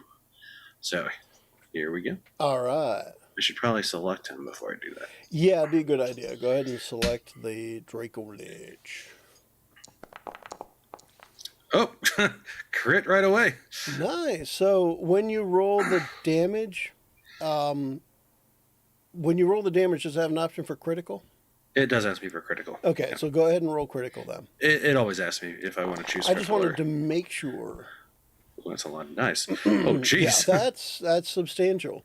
So hitting for 52 freaking points of damage is a hell of a good start, Tusk. All right, and time for the whiff on number 2. Here we go. You can do it. I'm sure you can miss. There you 13. go. There's the miss. Yeah. It was a miss. It wasn't a fail, though, like a one or a Right, two. right. It wasn't an automatic miss, right? So Bring yeah, it so you start with a on. critical Enter. and follow it up with an average swing. Yeah. But a 52 is substantial. I mean, when you hit Daruman with this attack, there are several bits of bone and platinum that fly off in the direction of your swing, and kind of careen across a far wall. It is such a strong attack that you can actually see a flicker in the pale blue eyes of the platinum Dracolich. I wonder if the jerk was so sudden that my follow through missed. That's why. Yeah, I'll use that yeah. as my reasoning. If you hit with the second one, we'd be moving on to another encounter pretty soon. Yeah. If you crit with the second one, that would have been outstanding. All right, Ali- crits all night. Yeah. Hey. Yeah, Alistair just saw a huge. I mean, Tusk was swinging for the bleachers apparently. He said he wanted to fight. He's getting his fight. Yep. I see that. And the floor is safe. There is no more magma around. Oh, excellent. I should say the floor is currently safe. Okay. Let's see. All right. So I wanted to ask about the last ability that you had put on there. So it says to use them once combat starts, you have to sacrifice your move, but one of them is a move. So do we still count it as the That move one I action? think was a reaction, right? Let me just look again. You may give up your move action you to use your use those. reaction to do that. The Okay. very end of that is based on a reaction, and that's protecting somebody else. Okay. Gotcha. Yeah. And we said there's no magma right now. Correct. Cool. Well, just in case. No. Oh no, never mind. I can't see correctly. I thought the carpet was technically within 5 of him, but it's not. It's fine. Okay.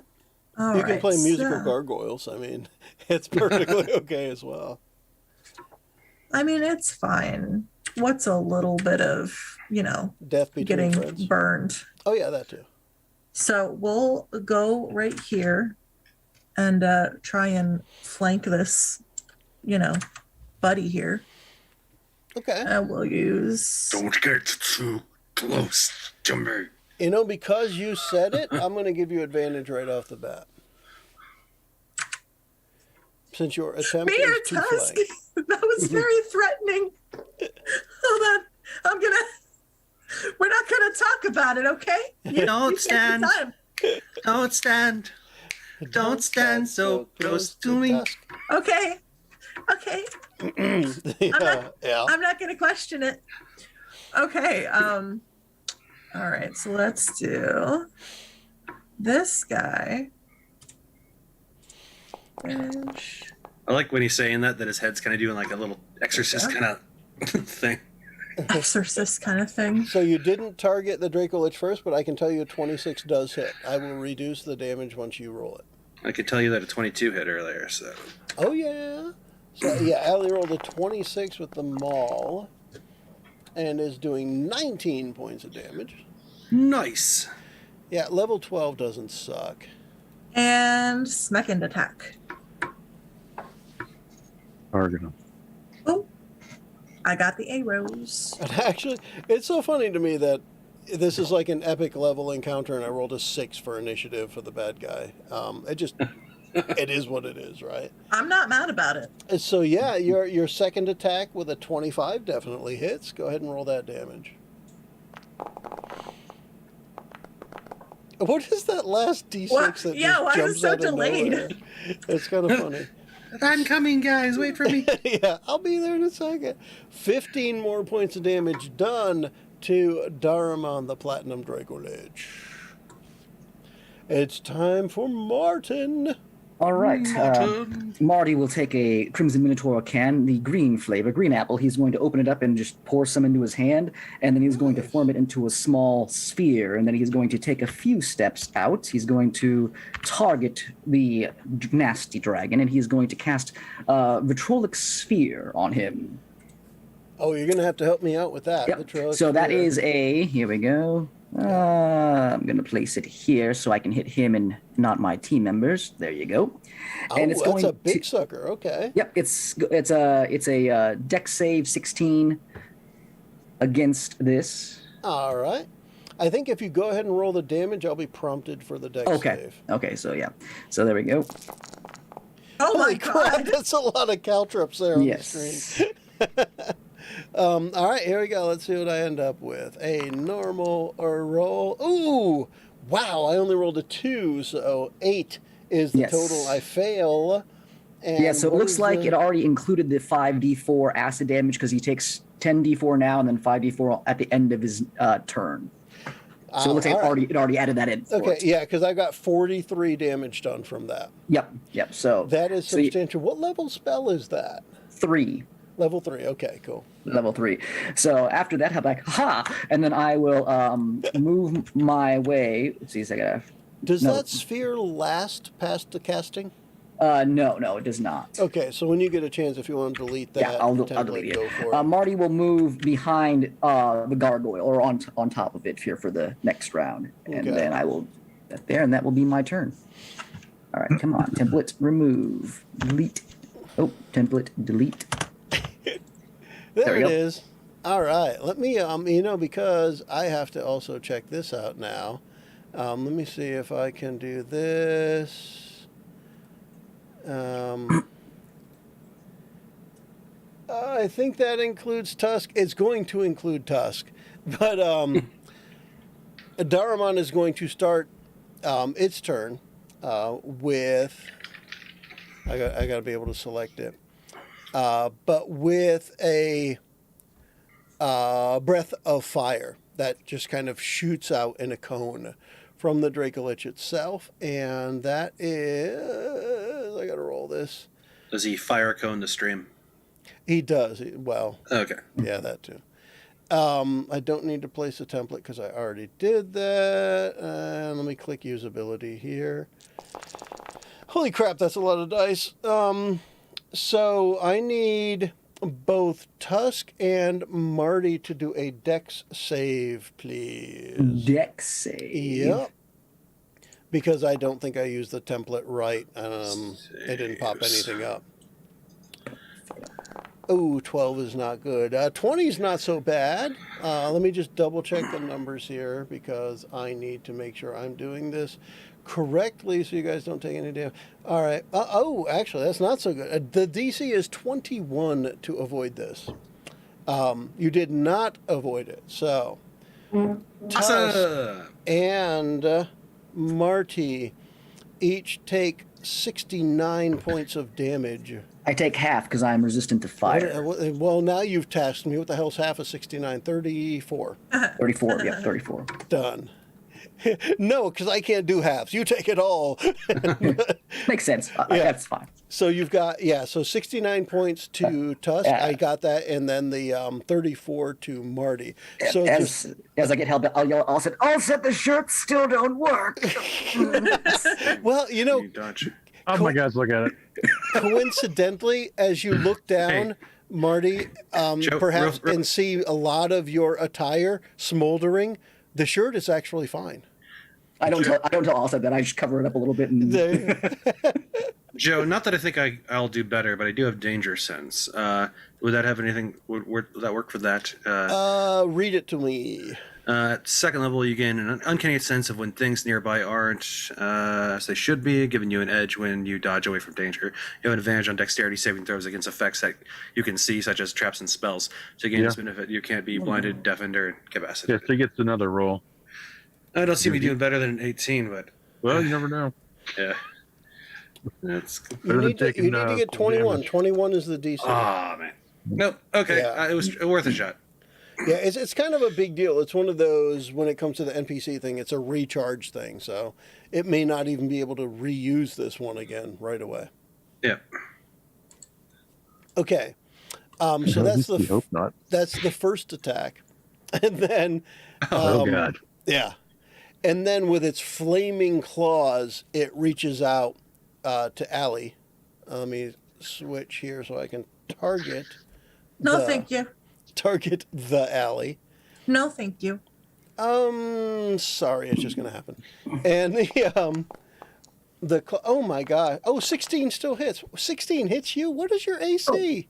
16 is my AC. Oh. Well then, we're hitting I'm working on it. I need to get. Tusk would have bought everyone all the best armor, so we all have a DC of 30.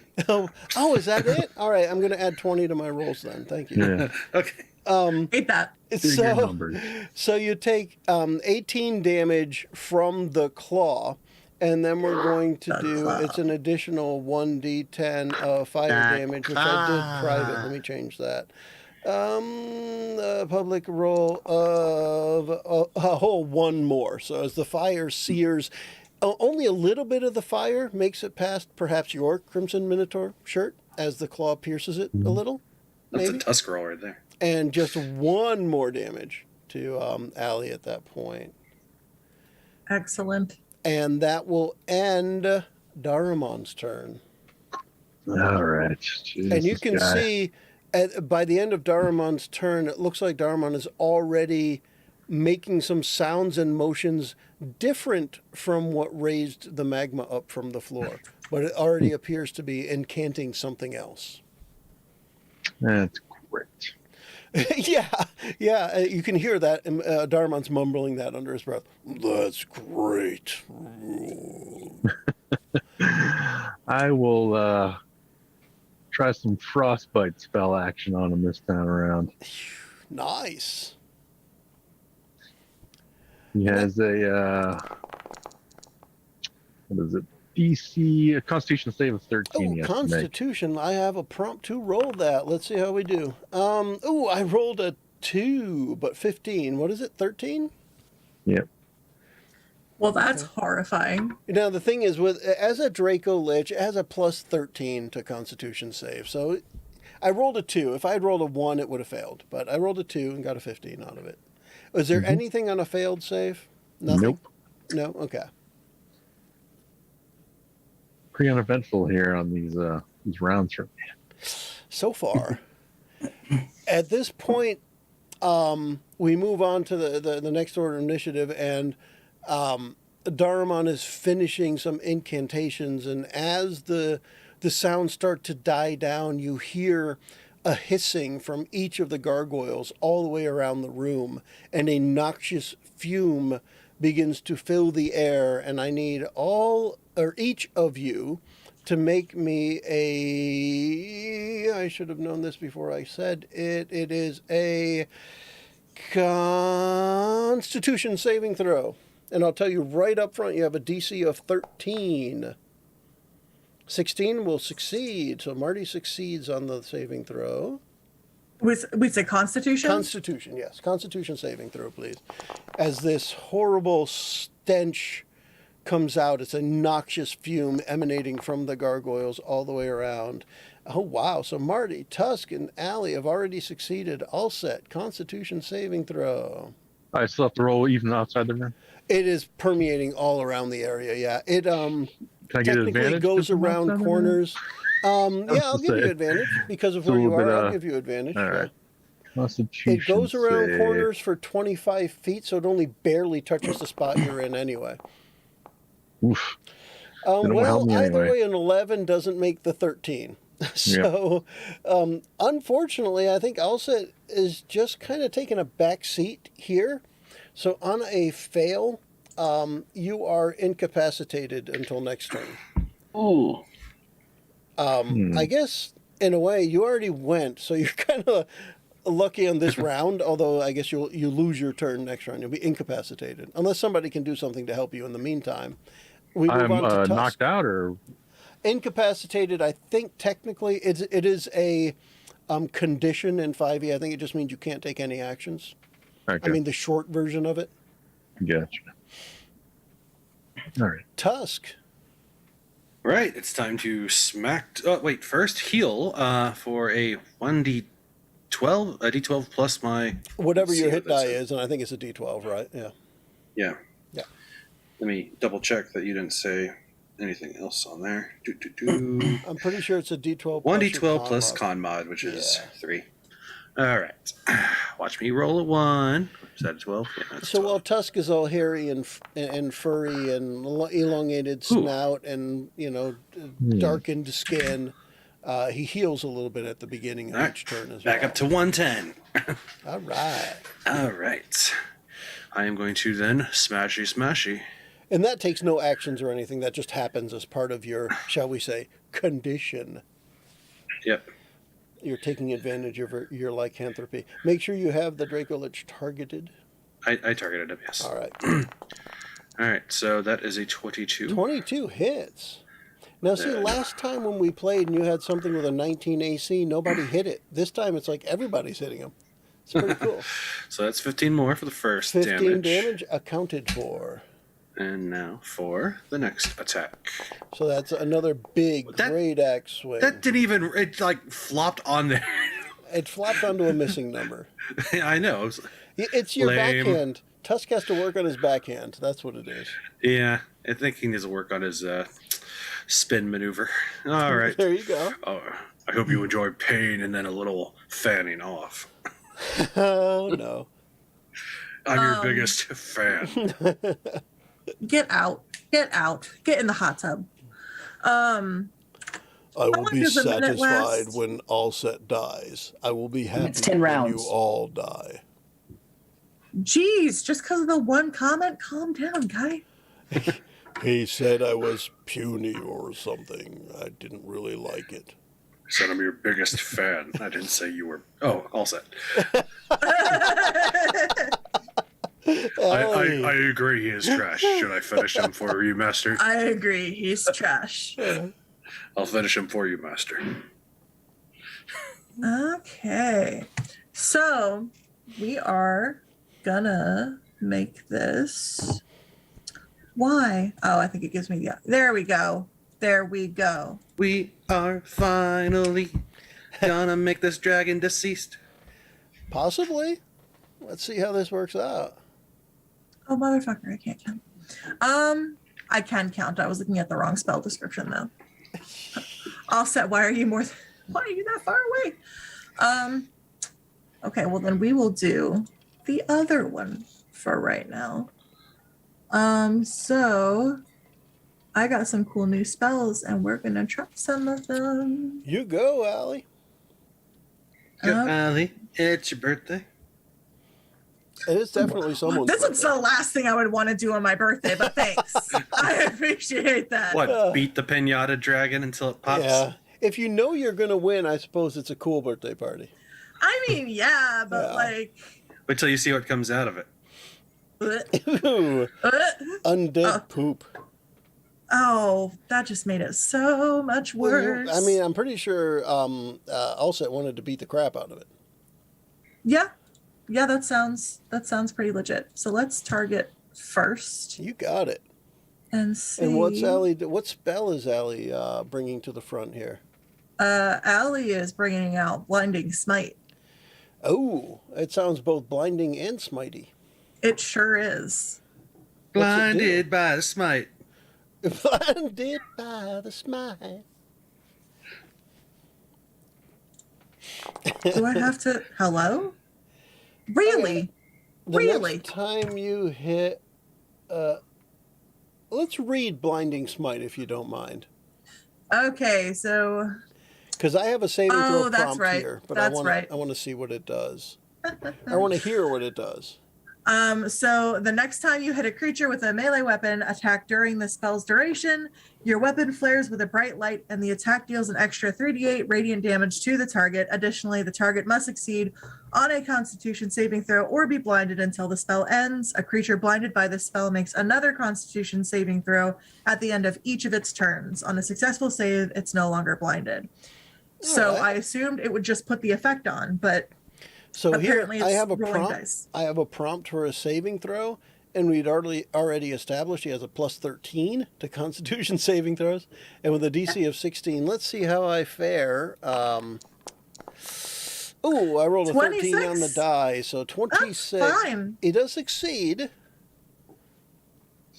So that means that it does not take the damage. So it's not blinded, although Okay. it shouldn't take the damage anyways, because I thought that was just going to put the effect on. Those are supposed to go on top of my weapons damage if I hit. Well, let's go for it then. Go ahead and hit him, and let's see what we get. Let's Let's see hit if we him. let's see if the if Foundry adds 8 to that damage, because that looks like what it should be. Okay, so let's try attack first. You're gonna take him to the mall. Do I still get advantage because we're still flanking? Do you? Are you? We still do a flanky Describe flank. the situation you find yourself in, which would allow you to roll 2d20 and take the better of the two. Wait, would Tusk be allowed to flank in his state of mind? Well, I feel like at least in my case, Well, Tusk Raleigh is would be pretty able to. distracting, and also Daramon seems to have a particular vendetta against Alset, who is way in the opposite direction of me. Yeah, see, I buy that. Go for it. Oh, nice. Oh, I see a 20. That's a critical right on the die. I mean, Go that ahead. radiant damage should be more. Go ahead and roll that damage. Let's see what we end up Okay. with. So, I don't know if anybody's Oh. keeping track, but you guys have done a metric ton of damage so far. and with it these. looks like it didn't add the 3d8. Okay. Do you want me to just roll them separate? Well, we already had an 8 for that. So just add them. Yeah, so I will What? just add that 8 on top. 52. Shouldn't it be max damage for radiant since it's a critical hit? That damage was already determined when the spell was cast, so I'm going I'm to leave just- that where it is. Whatever Because we we can have take. the I like the way he thinks, though. I we mean, have I the big ass damage from a maul. I mean, 44 freaking points of damage from a It's maul. a Draco Lich, though. I mean, you know. Yeah, yeah. 52 total. It's kind of terrifying that You just got it. between me and Tusk, it's over 100 damage plus everything else. Oh, well. But you know, it's fine. Well over that. Dream team. Hi, I have Yeah. 2 attacks. Well, you And guys need to step it up and you since have last another time. attack. Now, does that spell use an action? The blinding smite? Casting time is 1 bonus action. Oh, so yeah, then no, it didn't use any extra spot. You had an attack. You were able to do another attack. We do another maul, and I imagine he's paying attention to me now. Yeah, but it's still going to be with advantage because of the situation that you're in. It's a flanking attack. Yeah, it's a flank, not a back attack. Back attack. Flank a back attack. Hey. 26 definitely hits, yeah. Okay. And then I think that's just the next time. The next time you hit a creature with a melee weapon attack during the spell's duration. So I imagine it's just once. Yeah, so that radiant damage applied once according to the spell, right? Because that was the next time you hit. Okay, gotcha. All right. Doot, doot, doot, doot, doot. That's not as many dice. 11! But that's 63 total? Yeah, that's again a lot of damage, and Clint in chat is thinking that it was an empirical ton. In this case, it's metric because the metric conversion always makes things higher. If I remember right, whatever the empirical number is, you double it and add 12, and that's metric. So metric is always higher in this case. And no, I know that's not true, and I suck at conversion and math. So we're moving from Allie on to Marty, who is ready to make another big splash with Dharma, the Platinum Privilege. Yep, We're so, Yankees. We don't so- use that them there metric system. Marty, seeing Ulset like frozen in terror, he's going to go over to him with his movement. But first, he's going to take out of his bag. He's going to dump out 10 cans of Crimson Minotaur on the floor, Nice. and then he is going to cast animate objects on them. Oh my god!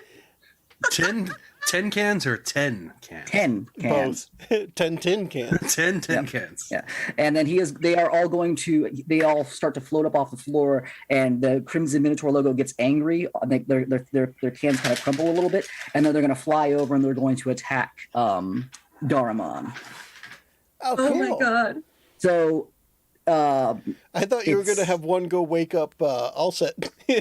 now I don't know how this is going to Pass roll in out. here because it's 10 of them, and then do they get advantage because they're flanking him because of the Oh, heck. Tuscan Alley? Not only that, but you have Allie on Listen. the other side who just walloped the crap out of.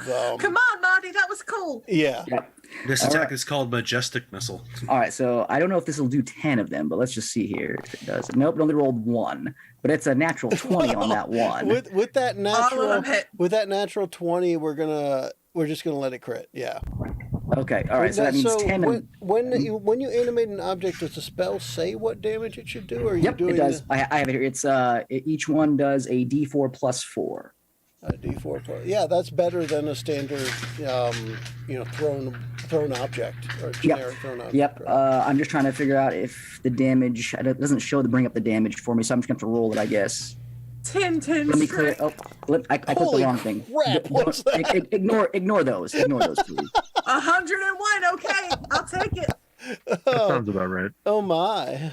Okay, sorry. I clicked on 10 of these instead of 10 No, of these. that's There okay. we go. That was just hysterical to see that crap ton of dice show up. That would be 28 points of damage from all the cans attacking him. All right. So 28. Adorable. And they're out there still attacking him the whole time, so they act as little monsters. Adorable. As each of them is flying at the dragon, attacking, and so they look angry. Now, is there Yep. any, aside from Ken just like bashing into the Dracolich, do they do anything? Yeah. One of them is going to fly up to his face and just crack itself open and spray it in the eyes. Okay. The other ones, again, just pop their tops and use those the little hinges to like just stab away at it here and just chip away at its fleshy hide. They're like little ants biting onto him, like just swarms of them. So it's practically a marketing campaign. You're going Pretty to have much, little pretty Crimson much. Minotaur logos all over a Dracolich. Pretty much. Outstanding. Yeah, and then I'll run back to Allset to see if he's all right, and that'd be Crush a This Crimson is all getting Minotaur before it videotaped for the crushes commercial. you. Yeah. yeah, absolutely, and that will be my turn. So as each of these hits, Daramon just roars in Well, actually, frustration. should that was 28 damage? Should it be actually 56 because it was a critical hit? Oh yeah, I doubled it. Sorry, Okay, I doubled good. it when I took 56. that into account. Now, Excellent. just for the matter of what I hope is a little more suspense, I did not put the health bar on your screens, just because I didn't want you to see. I mean, it's a skeletal platinum infused dragon, except for pieces of it flying off. Hopefully, it's not too obvious when it's about to die. However, it is moving slower than it had when you first encountered it. Some of its motions are slower. It's missing several of its teeth from its lower jaw. One of those cans has impaled itself on one of its upper canine teeth, and it seems like it's having a little trouble incanting sounds, and you just hear the metal crunching as it's opening and closing its mouth. And it swings its tail around at Allie. If it'll let me target, yes, it will let me target Rude. Allie. Rude. Well, it's just gonna give you a little tail. Actually, a really big tail. An 18. Oh, will come on. hit. He rolled a 4. Yeah, but Dracolich, plus a whole bunch. Halfling paladin. So Bite me. 19 points of Hey, damage. you could do that. Aren't you lucky? Hush. Because that is the next thing it's doing, actually. After it swings the tail around, it is going to bite. Only Tusk gets bit, so it's fine. No, it's biting Allie. The attack is happening there. This is where the biggest thing just happened. Even though the cans are annoying, this maul just wrecked the back of the dragon. Bits of its tail went flying, and it's just not happy with what happened there. And 24 will hit with 20 points of damage to Allie. And we are going to switch over to Allset, who essentially is incapacitated. Yeah, I'm just slapping him in the face. All set, old boy. Come on, come on. Now, Marty doesn't have any like extra turn or anything. No. I don't know if I can I use it right now? No, what I'm thinking is as part of Marty's turn, after he let the cans fly, let's do this. I'm going to put right off the bat a DC 15 to get all set to pay attention to what's going on his turn. I want, if you guys both want to work on this, Marty's going to try and get all set to snap out of it. And all set, I assume Chris wants to snap out of it so he can take an action on his turn. Yeah. So each of you think of the roll, and as long as either of you rolls 15 or higher, all set will be able to take a turn now. Yes. I'm going to get up into his face and I'm going to go, also, old boy, this is your time to shine. This is your thing. This is drama here. And I'm going to kind of try to just get him psyched up. So That sounds persuasive. I'm going to persuade him. I believe Marty gets advantage. I get advantage on that. Yep. Yeah. Absolutely. His ego will definitely play a role. That's a 25. Oh, that's a 25. Now, Chris, you can still roll for all set if you like, but Marty has definitely talked you out of your incapacity. Mm-hmm. Yeah, I'll just stick with that. You can feel the force of as Jason described it, he's kind of holding you face to face, and it's the intensity that brings you right to it, and you're like, oh crap, I think I'm up in initiative. I'll open up a can of the Crimson Minotaur and shotgun it. Nice. And, I'll make that's my boy. That's a bonus action. Okay, so how does this features now, because it uses my movement turn action, right? You skip your movement to be able to use it, yeah. All right, well, I already moved, so I can't do that. Right then. Did you move? You didn't move this turn, did you? No, I moved. I'm always out of the room, so I moved one just to get in there, so I could see what's going on. That's fine. I can, do it next time around. I am going to use the Eldritch Blast, and I get 3 beams. Okay.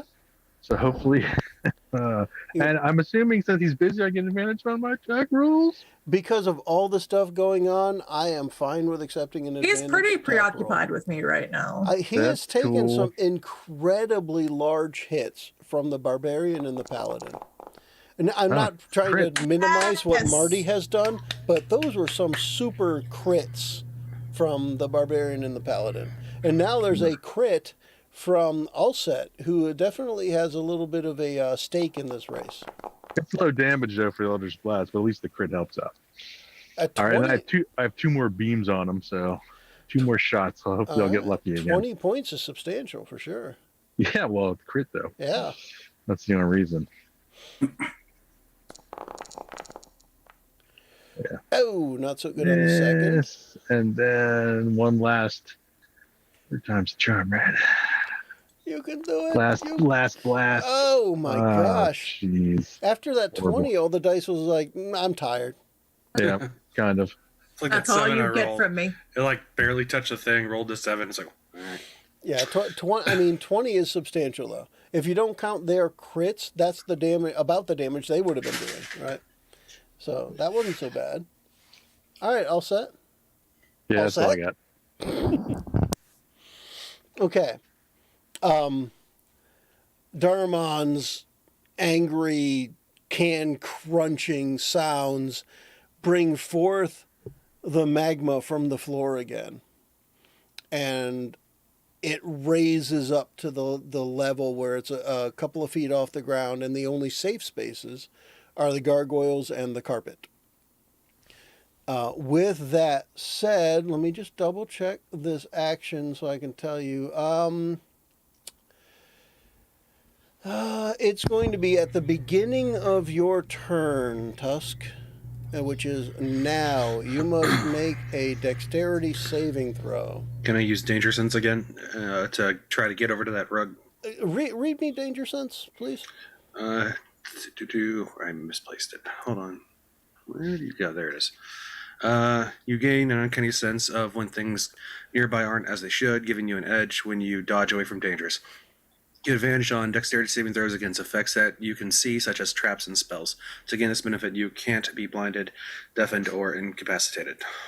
Okay. It's a passive skill. So yes, and part of this is I specifically changed this action for Daramon in this lair, in that if you succeed on the dexterity saving throw, or you may only succeed if you are within 15 feet of a safe space, which you are with the gargoyle. And then if you roll high enough, you must move to that gargoyle. Okay. Okay. So go ahead and roll. And let's see. This is a dexterity saving throw. Yeah. With dang it. advantage, unfortunately, you failed. Yep, unfortunately. Wow. So a 9 with advantage. Unfortunate. So you start by taking. I'm going to do my healing real fast, too. Yeah. Sorry. Okay. No problem. But you're going to start by taking 26 fire damage. So I'll reduce that. So you start your turn unable to escape the fire. Now, you're standing on magma, which the top hardens enough that you're not like sinking in it or anything, and you can still take the rest of your turn. You're just unable to escape it. Oh. It's hot. All right. So, is he flanked by the other thing that I might want to hit if it comes too close? Right now, again, just straight up flanking rules. We have allies on either side of him, so flanking rules apply. You have advantage on your roll if that's what Okay, you're shooting for. I have not been doing that, so I will take advantage of that then. Go for it. With advantage. Allie and Marty had been asking about it, so I just want to make sure. Straight Oops, up. I did not click him. Yeah, but a 15 is not enough. 15 will miss. So you can just go ahead with your next attack after targeting. I am selected this time now. Yep. Let's try that again. Attack. Oh my gosh. 19. Well, all right. I thought that second, I didn't look, that second one rolled over to an 11. So There were a bunch of ones on it. Yeah, nice. Okay, so yeah, 19 just hits, by the way. Too bad it wasn't a rolled 19 again. All right. Still almost close to max damage. Your dice are kind of lazy for that last little flop. Yeah, I don't know what's up. So 14 damage. And at this point, it's just another chip off of the skeleton. But you can see that, again, Daramon is in pretty rough shape here. You're going down today. Excellent. Allie, there's Okay. just a seething anger. You can feel anger almost as much as the oppressive heat next to the Dracolich at this point. All right. Was Allie in a safe area when the Oh, lava I'm sorry. raised? Yeah, beginning of Allie's turn. Allie, you have a dexterity save to make. I mean, You I are didn't say close that. enough to the carpet that if you succeed, you can end up on the carpet. I didn't say anything. What are you talking? Oh, yeah, but that's for me to remember, and you remembered me to remember. Thank you, Randy. All right. It's appropriate every now and then you ask, 2 sessions ago when I was supposed to do that, can I still do that? And I usually say yes. So. It's fair. Allie fails the saving throw, unfortunately. So you stay on the spot where you are and will, unfortunately, endure... Ow. It wasn't really Tusk doing that. I just had Tusk selected. Sorry. Tusk did not cause you the 28 points of damage. Dusk walks up and smacks you. Yeah. Floor is lava. It's the fire from the magma beneath your feet searing your lower half and hurting a substantial amount. Still your turn, though. That's a free action to take that damage. Yeah. Excellent. Well, I guess. Because it's free, you can do it again if you want. You know what? That didn't hurt enough. Let me jump or lay down or. Yeah. Stop, drop, and roll, man. God. Ow. Jeez. Okay. Well, that hurted both my body and my feelings.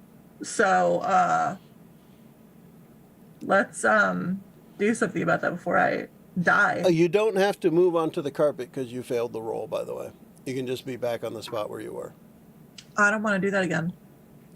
Oh, you can move over to the carpet, but the magma will be gone by your next turn, unless it's summoned. Can't you again. not end on it too? Only at the start of your turn will I make you roll. Not the start Okay. and end, only at the start. Okay. Yeah, so you're good flanking still. Yeah. Um. Yeah, but I still need to heal or I'm gonna die. Eh, Why does it hurt so bad? I have 19. Well, I hit him, so I will probably be the target as long as you don't hit him again. Ooh, I don't know about that. So I'd probably heal. Okay. So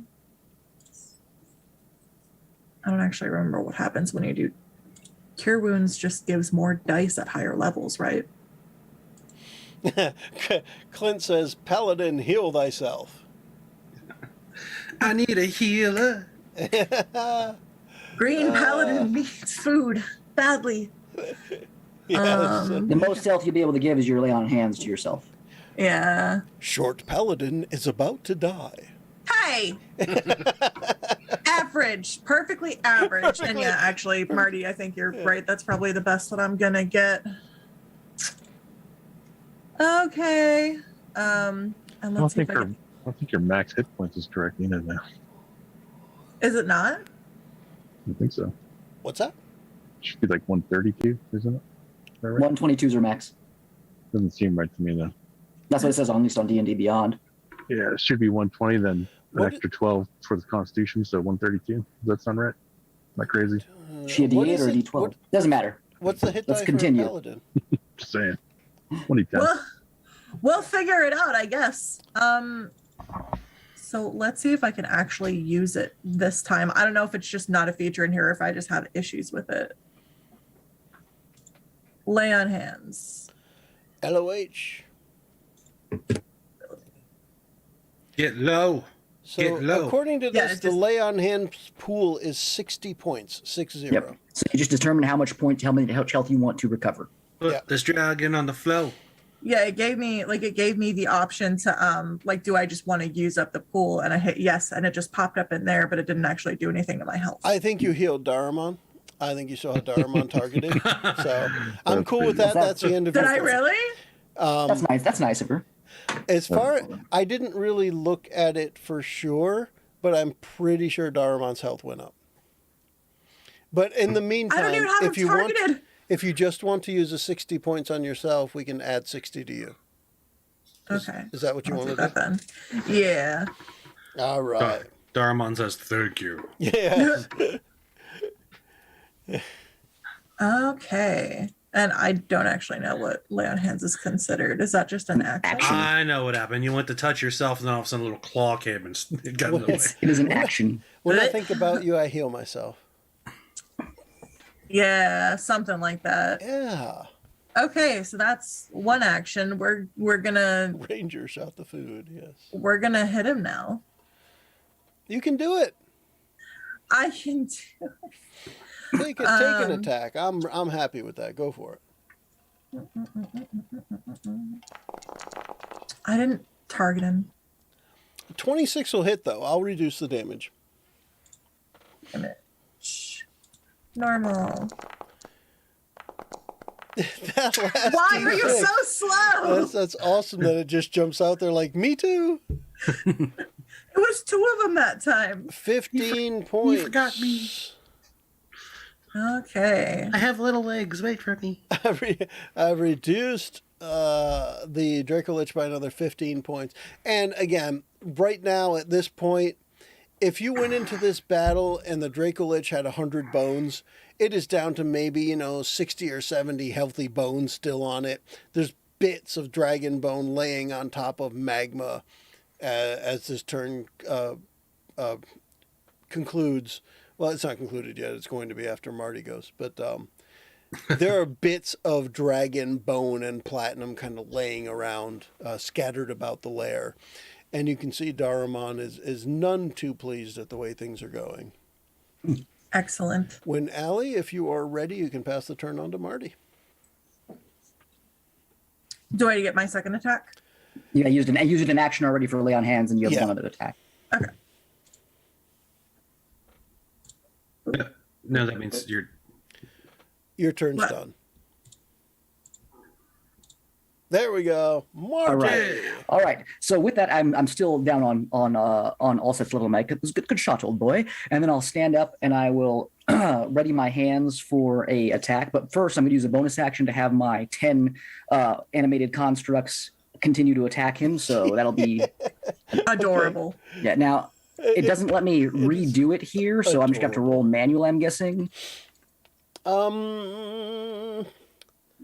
Let's just like kind of split it in two. Let's roll a group of 5 and a group of 5.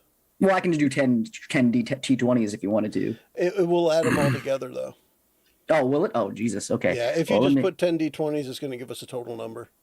Ah, I don't well. think you can convince it to do individual rolls. I mean, you Okay. can do a 1, a 1, a 1, a 1, a 1, 10 Gotcha, times. gotcha. Well, let me go ahead and let me clear that out then real quick here. Don't ignore that. Yeah, because this is So- going to tell us that's 125, right? Yeah. Okay. Right. So we'll Did you just hit? do. So let's we'll see. just do. See, and we don't want that because on average they would have missed. It would have been Yeah. a 12.5, right? Yeah. There you go. Okay. So we'll do one roll for 5 of them and one roll for 5 Yeah. of them. Okay. Sounds good. All right. So the first 5 will be a 22, Yep. So the first 5 will hit. and then the next 5 is a 14. So that's a miss. So on average, you got half of it. So Yeah. so 5. What was it? D6. 5d4 D4, plus D4, 4. So that is a grand total of 16 points of damage to 16. yeah, and then after that happens, as I see them clawing around there, I'm commanding them to move slightly out of the way, and I'm going to cast Disintegrate on the Draco Lich. So as these cans are kind of still swarming around this, in D&D terms, huge creature, Yep. it's swatting at them, trying to crush them and missing them constantly. Yeah, and so I'm going to cast Disintegrate, and that is a save for him, Okay. and I will roll damage. Oh. Oh, jeez. Oh, okay. That's a lot. Let's see what I do with a dexterity saving roll. Ooh, succeed. 13, 19 on the die, so I think that's a success. No damage on save. So again, I just shoot and it goes wide. I'm like, damn it.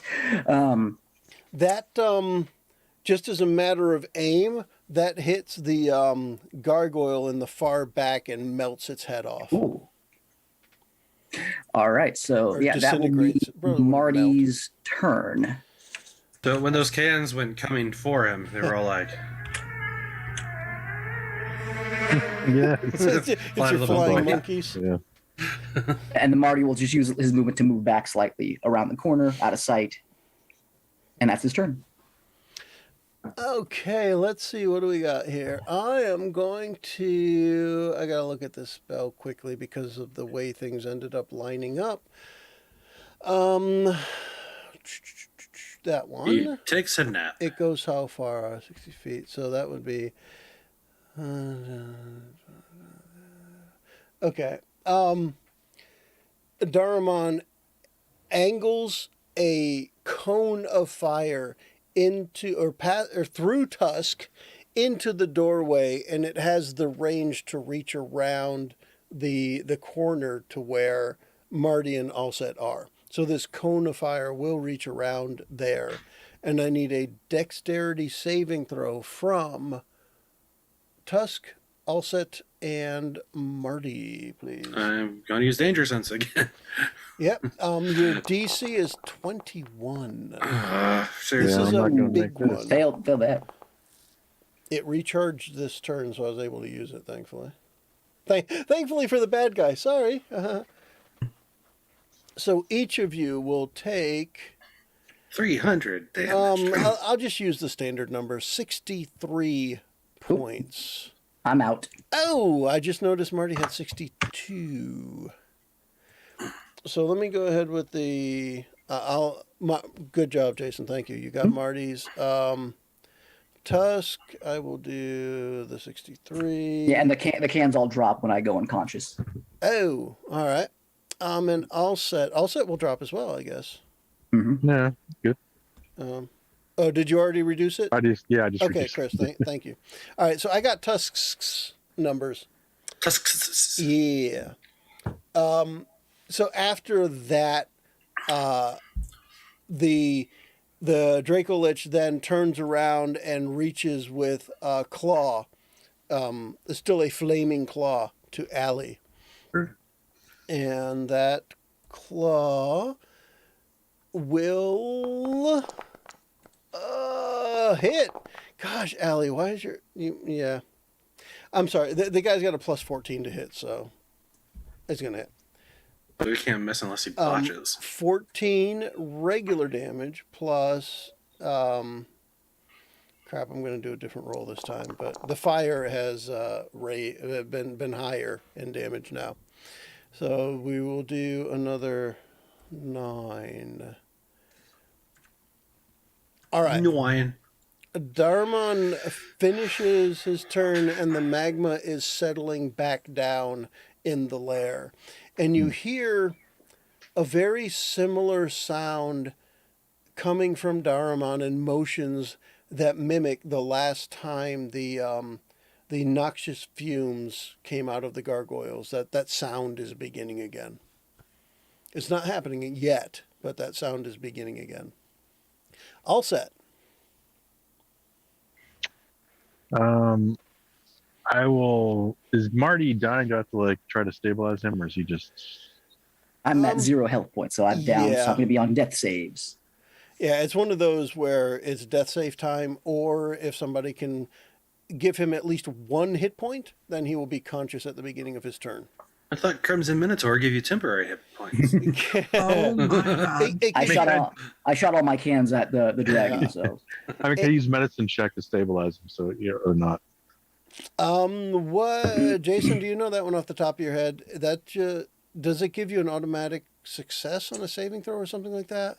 you have to roll, and again, it depends on what he rolls per. I think it's the way to stabilize me. I think you have to get like a 20 for a medicine check. I think I can look that up quick. Really? I want to say. Yeah, let you try to. Yeah, that's interesting.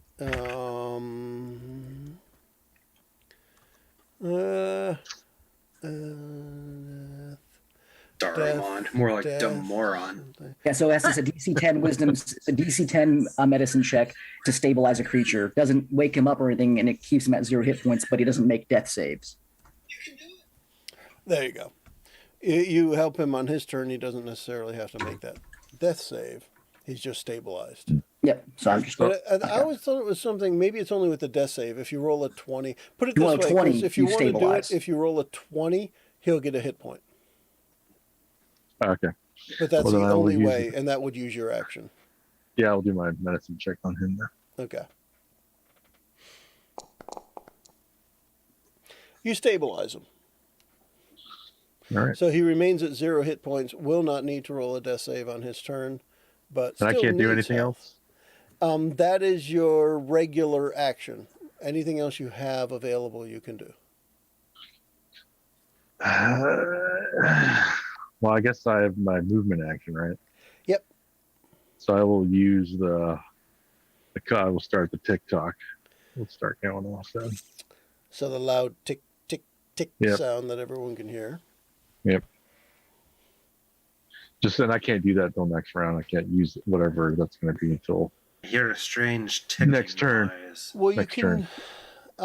Yeah. Okay. Cool. Snape, Severus Snape.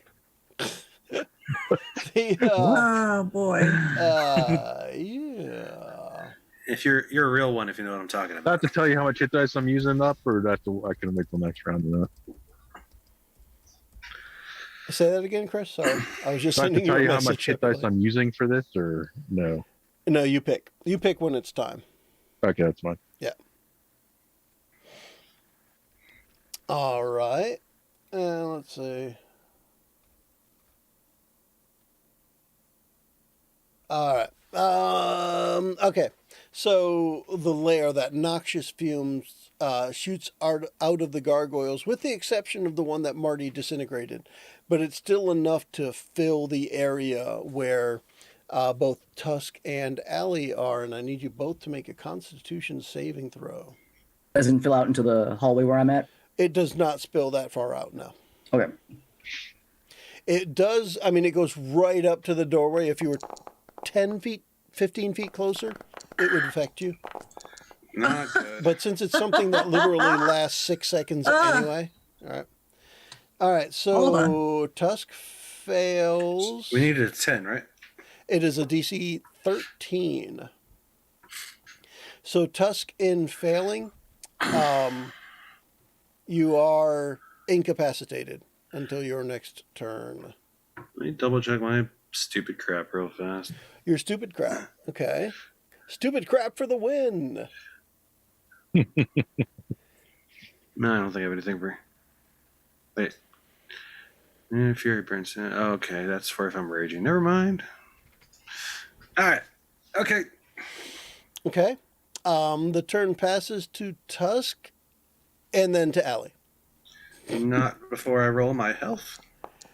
Don't I still get that? You cannot Or- take any actions, but you do still do your regeneration, yes. Alright. I did roll before asking. No, you're cool. You're cool. It's not an action. It's happening as part of your condition. Oops, I messed that up somehow. If I you hit were less 13 then furry, enter. What did that do? 13 then enter. Oh, it's taking it away. Okay, so that means 26 up because I did that twice. 31. Allie, Math. you're I up believe you. against what is apparently a very beat up skeletal witch dragon of doom. Excellent. So what exactly is going on? Like what does he like look like? What's going on with him? That's where I should be at. Sorry. So we'll set the entire scene again just for the effect of it. But the environment you find yourself in, you are at a magma pool in the center of a red Dracolich's lair. This Dracolich has covered itself, or tried to cover itself in platinum as much as possible. So there are bones with platinum laced on it, both on the draconic skeleton hanging above the magma, as well as the bones that you have knocked from the Dracolich that are scattered around the lair. The gargoyles have currently spewed a noxious fume that have stopped Tusk in his tracks that you've been able to muscle through. Your compatriots Marty and Alset are right outside of the lair proper in the hallway, and you are there in front of this being that is just it radiates both fire, anger, and evil, both three of those things. And it I don't math, remember, but you can tell it is very, very weakened. From the time you first saw it to now, it is definitely a lesser version of itself based on the amount of damage that you have inflicted, as well as Tusk and Marty and Alset all have done things to this creature that have weakened it. The cans that had been tormenting it have fallen down into the magma and are kind of floating on the top, just ready to be absorbed into the magma. Save the cans. Save the can. Save the cans. Oh, wow. Okay. Well, I wish you didn't have such a good wisdom save. All his saves are good. I mean, Yeah. yeah, but like specifically the wisdom save, like that's what he needs if I want to try and like turn him. No, it's a good point. I Yeah, mean, yeah. in reality, its Constitution is the best at a +13, but then Wisdom is a +7, so it's high. Yeah. And my Dracolich's DC is no joke. 16, Yes. so he would only need an 11 or higher. I would To say, do that. based on experience and knowing what you know about turning undead, it is unlikely that you would turn something that is a higher challenge than yourself. Yeah. Yeah, there's a lot of things going against me on that. Yeah. This is the kind of thing that a party of your size should be able to handle, but a person of your size, and I don't mean the shortness, I mean the person that Allie is, would not normally confront a Dracolich. Mm-hmm. But with Marty there, you'll do anything. Boy, okay. And Marty's unconscious now, so she can do whatever she wants. She can get out of it. There you go. I That's a good point. mean, Mm-hmm. God, guys, okay. Jesus. Heard that. Well, so effectively waiting, he's Paladin. not like unconscious or anything. He's just like he can't do anything. He's incapacitated. Randy, how would you want to describe Tusk being unable to act based on a noxious gas? What is his condition of that? I guess it would just be so obnoxious to his heightened senses that he'd just be holding his nose, just unable to like focus on attacking like at all. So he's just kind of stunned there for now until it either somehow passes or someone can knock some sense into him. There you go, Aster. That's what Tusk looks like to Allie. He's just holding his face, trying to like get the smell away. And Okay. you've got a pretty good feel of what he's experiencing because you are too, but you are able to summon the Constitution, as it were, to get through it without any adverse effect this turn. So now, I know you said something about it earlier. The gargoyle that Marty disintegrated, it is or isn't doing the same effect. It is not, however, as far It's so back far as up it that doesn't is, matter. it's irrelevant, right? It's on the Okay. far side of the room from where you are, essentially. Yeah, that was more of just a Yeah. curiosity for mechanics' sake. I mean, each one is spewing pretty much a 30-foot cloud, and that one's just not adding to the cloud in that corner. Right, but it's in that corner, so it does. Okay. Okay, well, I cannot have this going on. So,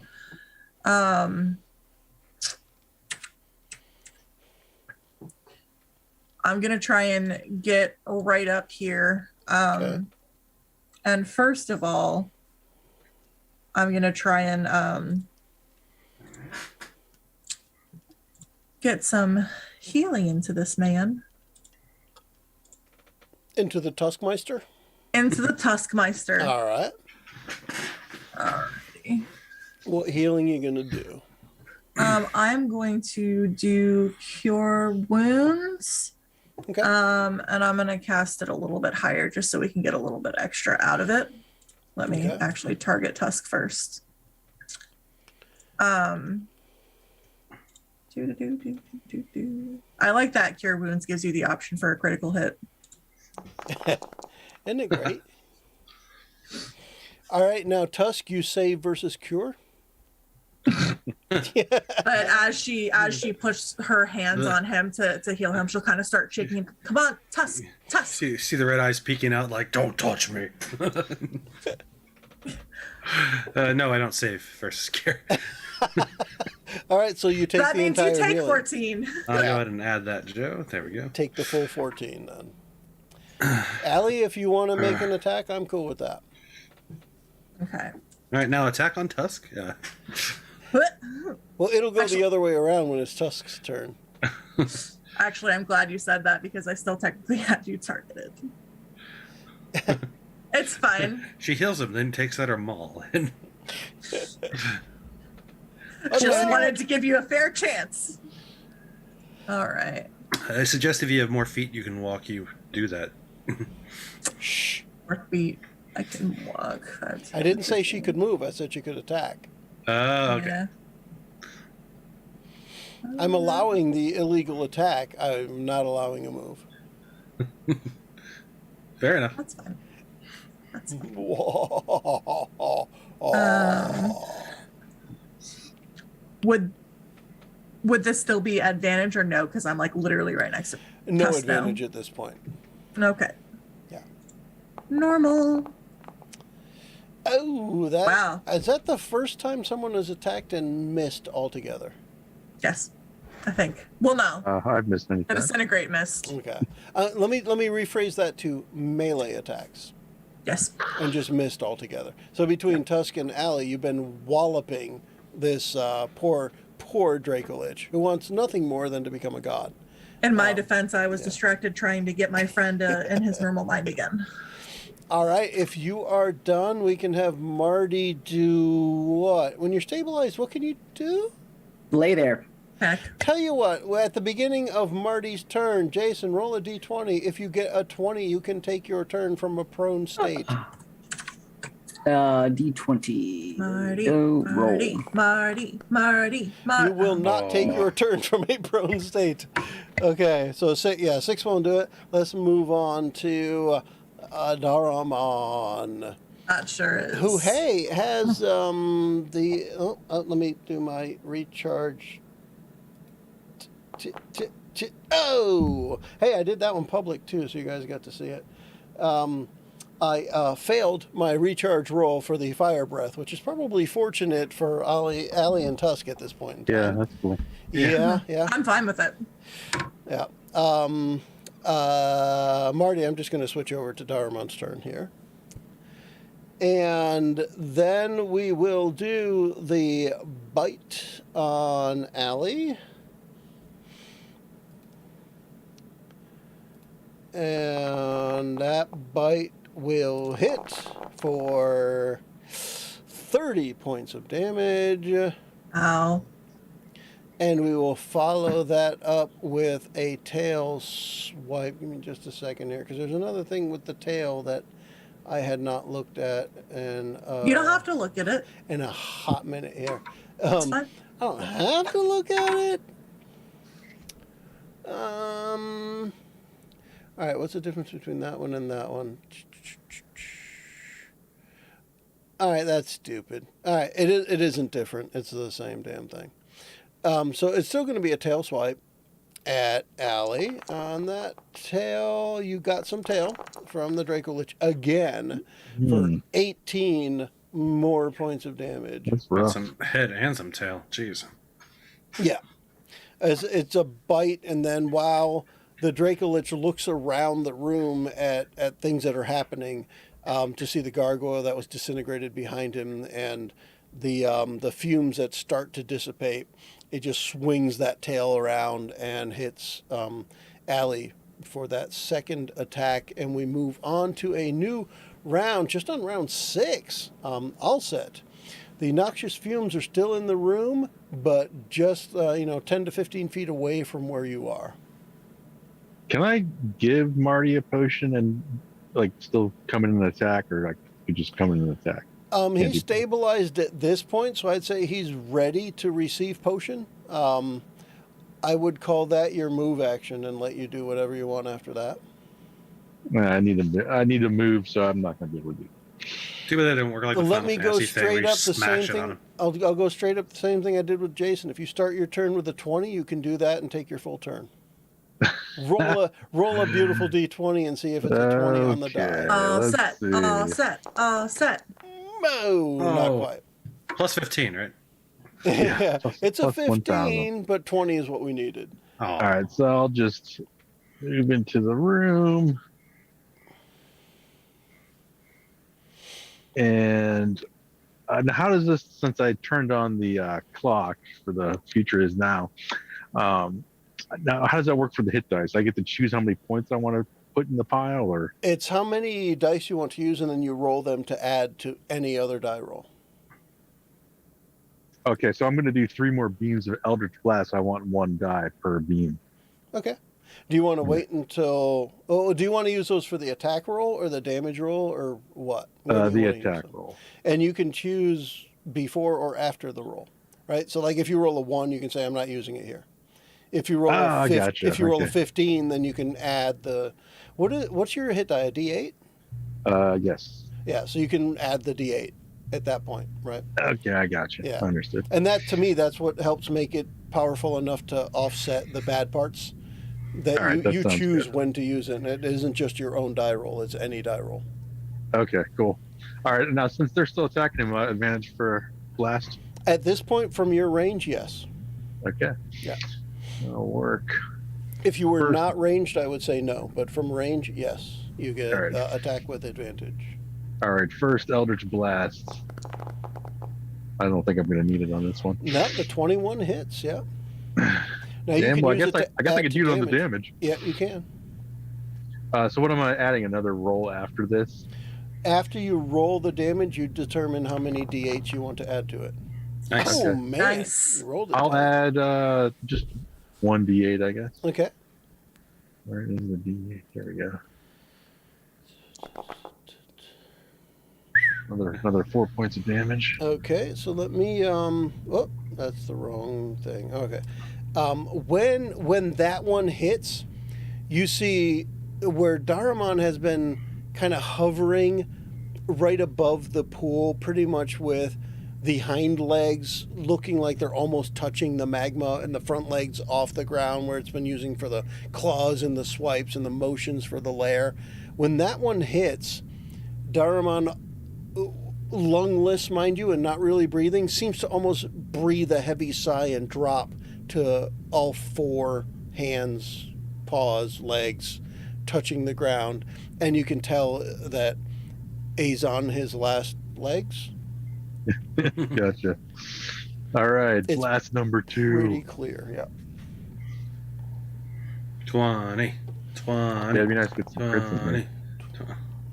So 14 will miss. You do know at this point that at least a 19 is required to hit. Tough call. Or I Let's should say, close you up a know a giant magnifying 19. glass. You know a 19 hits. I shouldn't say at least a 19. You know a Right, 19 hits. but I'm not getting an automatic 5, off that die roll. Exactly. Yeah. All right, I will hold and just do the last blast. Tick, tick, tick, tick. 27. 19 nice. hits. And then I will use both D8s for this one. Okay. So For the hit that. damage, See what you got for the damage. normal damage, and I'll put in the D8s after this. I'm glad. Luckily, I did use the 2 D8s. Yeah, 1 plus. Yeah, hopefully, these are a little bit beefier. 1 plus 10 more, 11. All right. So when you hit that, let me see if I can put that. All right. So you can probably see the skull show up on the screen. Here's what happens. When that Eldritch Blast hits, at the time it hits, there is a force that kind of, the force holding all of the bones and the platinum together seems to just vanish. The bones and the platinum drop, and the pale blue in the Dracolich's eyes turns a deep red and materializes almost like a ball of energy and flies straight up through the roof of the lair. Who here, actually everybody, including those who are currently unconscious, roll a history or arcana or religion check. Would that be with disadvantage since I'm unconscious? No. What we're going to do, here's where we're going to take it, all right? So we're going to drop out of initiative. The lair settles back down. Somebody, whomever out there, can cast a heal or drop a potion down Marty's throat is going to bring Marty up. And a minute or so later, Tusk, Allie, and Alset describe what happens when Daramon fell apart. And Marty is like, history, arcana, and what else? History, arcana, religion. Essentially, what might you know about Dracoliches in They're general? all bad. Okay. Because a phenomenon just happened. Nothing. So Nothing. I guess it's kind of appropriate that Alset may know this with the highest roll there. Silver Moon says, suck it. Silver Moon says, suck it, Tusk. You know nothing. So Alset, it almost, as soon as that happened, you start, maybe some gears started clicking in your head. But by the time Marty's up and about and everybody's talking about what just happened, where the Dracolich kind of fell apart and this red ball of energy kind of floated up and went out through the ceiling, it occurs to you that this is most likely the energy of the Dracolich returning to its phylactery. Yeah, we haven't seen the last of him. And there is something about that, the redness of the energy, that makes you think it's connected to the Doomheart somehow. There's a piece of the Doomheart that is and Alset would share the knowledge he knows. Should I just say it? Yeah, he would. So part of the Doomheart, the egg of the Doomheart, not the egg, the soul of the Doomheart is kind of an egg-shaped ruby.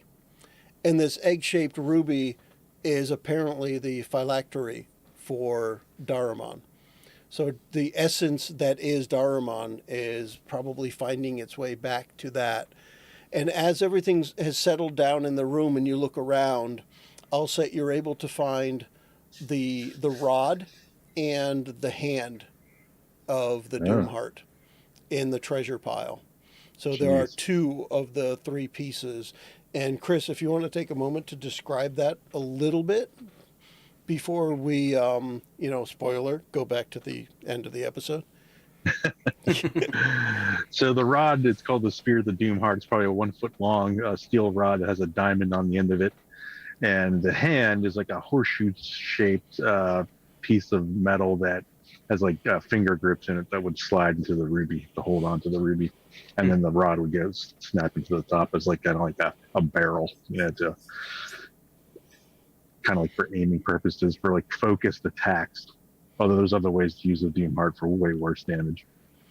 And aside from the piece, the entirety of the Doomheart being incredibly powerful, as in terrain altering powerful, where the northwest of the entire map was laid to waste by the Doomheart in the past. Aside from that, now learning that the phylactery of Daramon is the ruby, the section of the Doomheart, in order to rid the world of Daramon and stop Daramon from becoming a platinum Dracolich god. That would be another reason to find a way to destroy that phylactery and stop the Doomheart from coming back together. So 2 kind of big things there. Now I got double reasons to destroy the thing. Yeah. But in this case, it does lead to the end of the episode. It does. It does. But we have what I thought was a relatively rough encounter for y'all with the dragon, with the Dracolich, technically. I'm curious, what did you guys think of how that worked out overall? I thought we were gonna get wasted, quite frankly. Yeah. Even this group, I didn't think we'd be able to go to toe to toe with Dracolich. We were fine. Especially I think we did a pretty good freaking job. especially because it takes away like all my necrotic damage stuff I can't use, fire damage stuff I can't use, and then my DC my DC for those spells, which are heavy damage spells. He's not dropping the ball on those. So then I do my like low damage stuff, which I have to roll to hit him, which he's 19. It was tough for me. It was like I was kind of useless. Yeah. And They did pretty good damage for useless. So. One of the things I was going for there, Chris, was using the compass, the clock, to help others, or to have others do. Well, originally when you put that in there, it doesn't say that I can help. I can just, for me, it's specifically stated for my roles. Yeah, I should have put any roles, including those of others. But yeah, I think I put in there any role, and it really is any role. You can add it to any role. All right.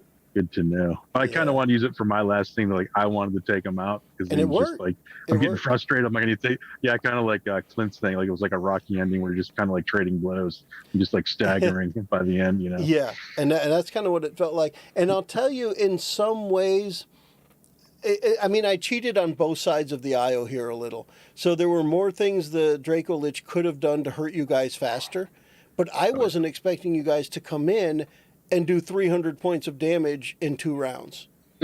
Because honestly, the thing started with 300 points, but I made sure it just didn't die in 2 rounds. It couldn't. I mean, this Right. wasn't going to. But at the same time, I didn't have it attacking for full damage every time either. So I was trying to draw it out a little bit to make it a little more suspenseful. So not only did I let it live a little longer when it should maybe have died, but I also made sure I didn't deal as much damage to you guys as I maybe should have. Because to me, it felt like this should not have lasted 1 or 2 rounds. It needed to go a little bit farther to feel right.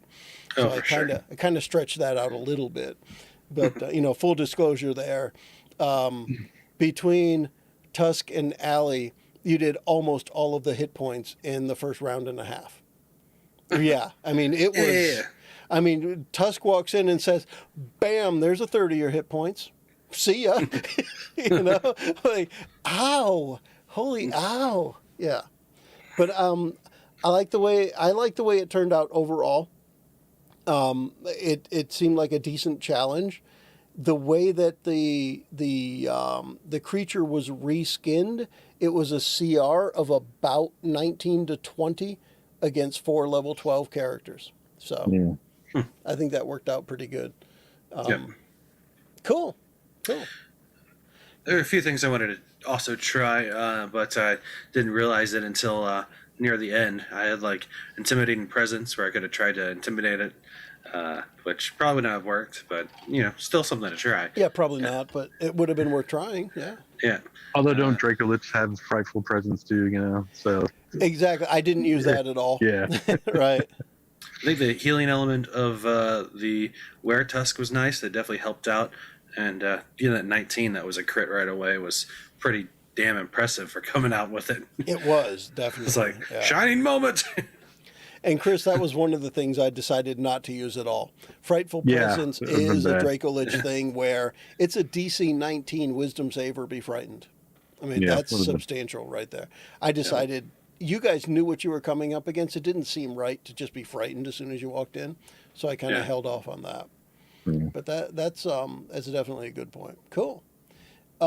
I was ecstatic the way that Marty decided to attack with the army of beer cans, essentially, right? Oh yeah. Death by Coors Light. I thought that was awesome. And That's gonna yeah, be one of those things. Marty, do the thing with the cans. yeah, there you go. That'll be something that sticks later. All I could think Old was man, the I'm idea of running just low like on inventory. where where the tough guys will crush the beer can on their forehead. All I Yeah. could think was these cans are just crushing themselves against the Dracolich as well. I thought that was cool. Crimson Minotaur, crush them before they crush you. That's not a bad one either. I like that. That's a good one. Yeah. All right, guys. I think that will get us to the end of this episode. A longer than normal episode, but I had a lot of fun doing it, and hope you guys did too. But we can wrap this one up. We can all say Ciao. bye.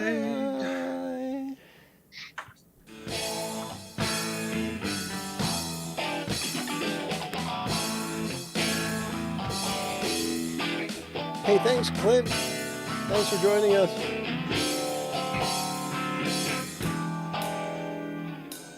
Didn't know we were playing Floor is Lava today, Joe.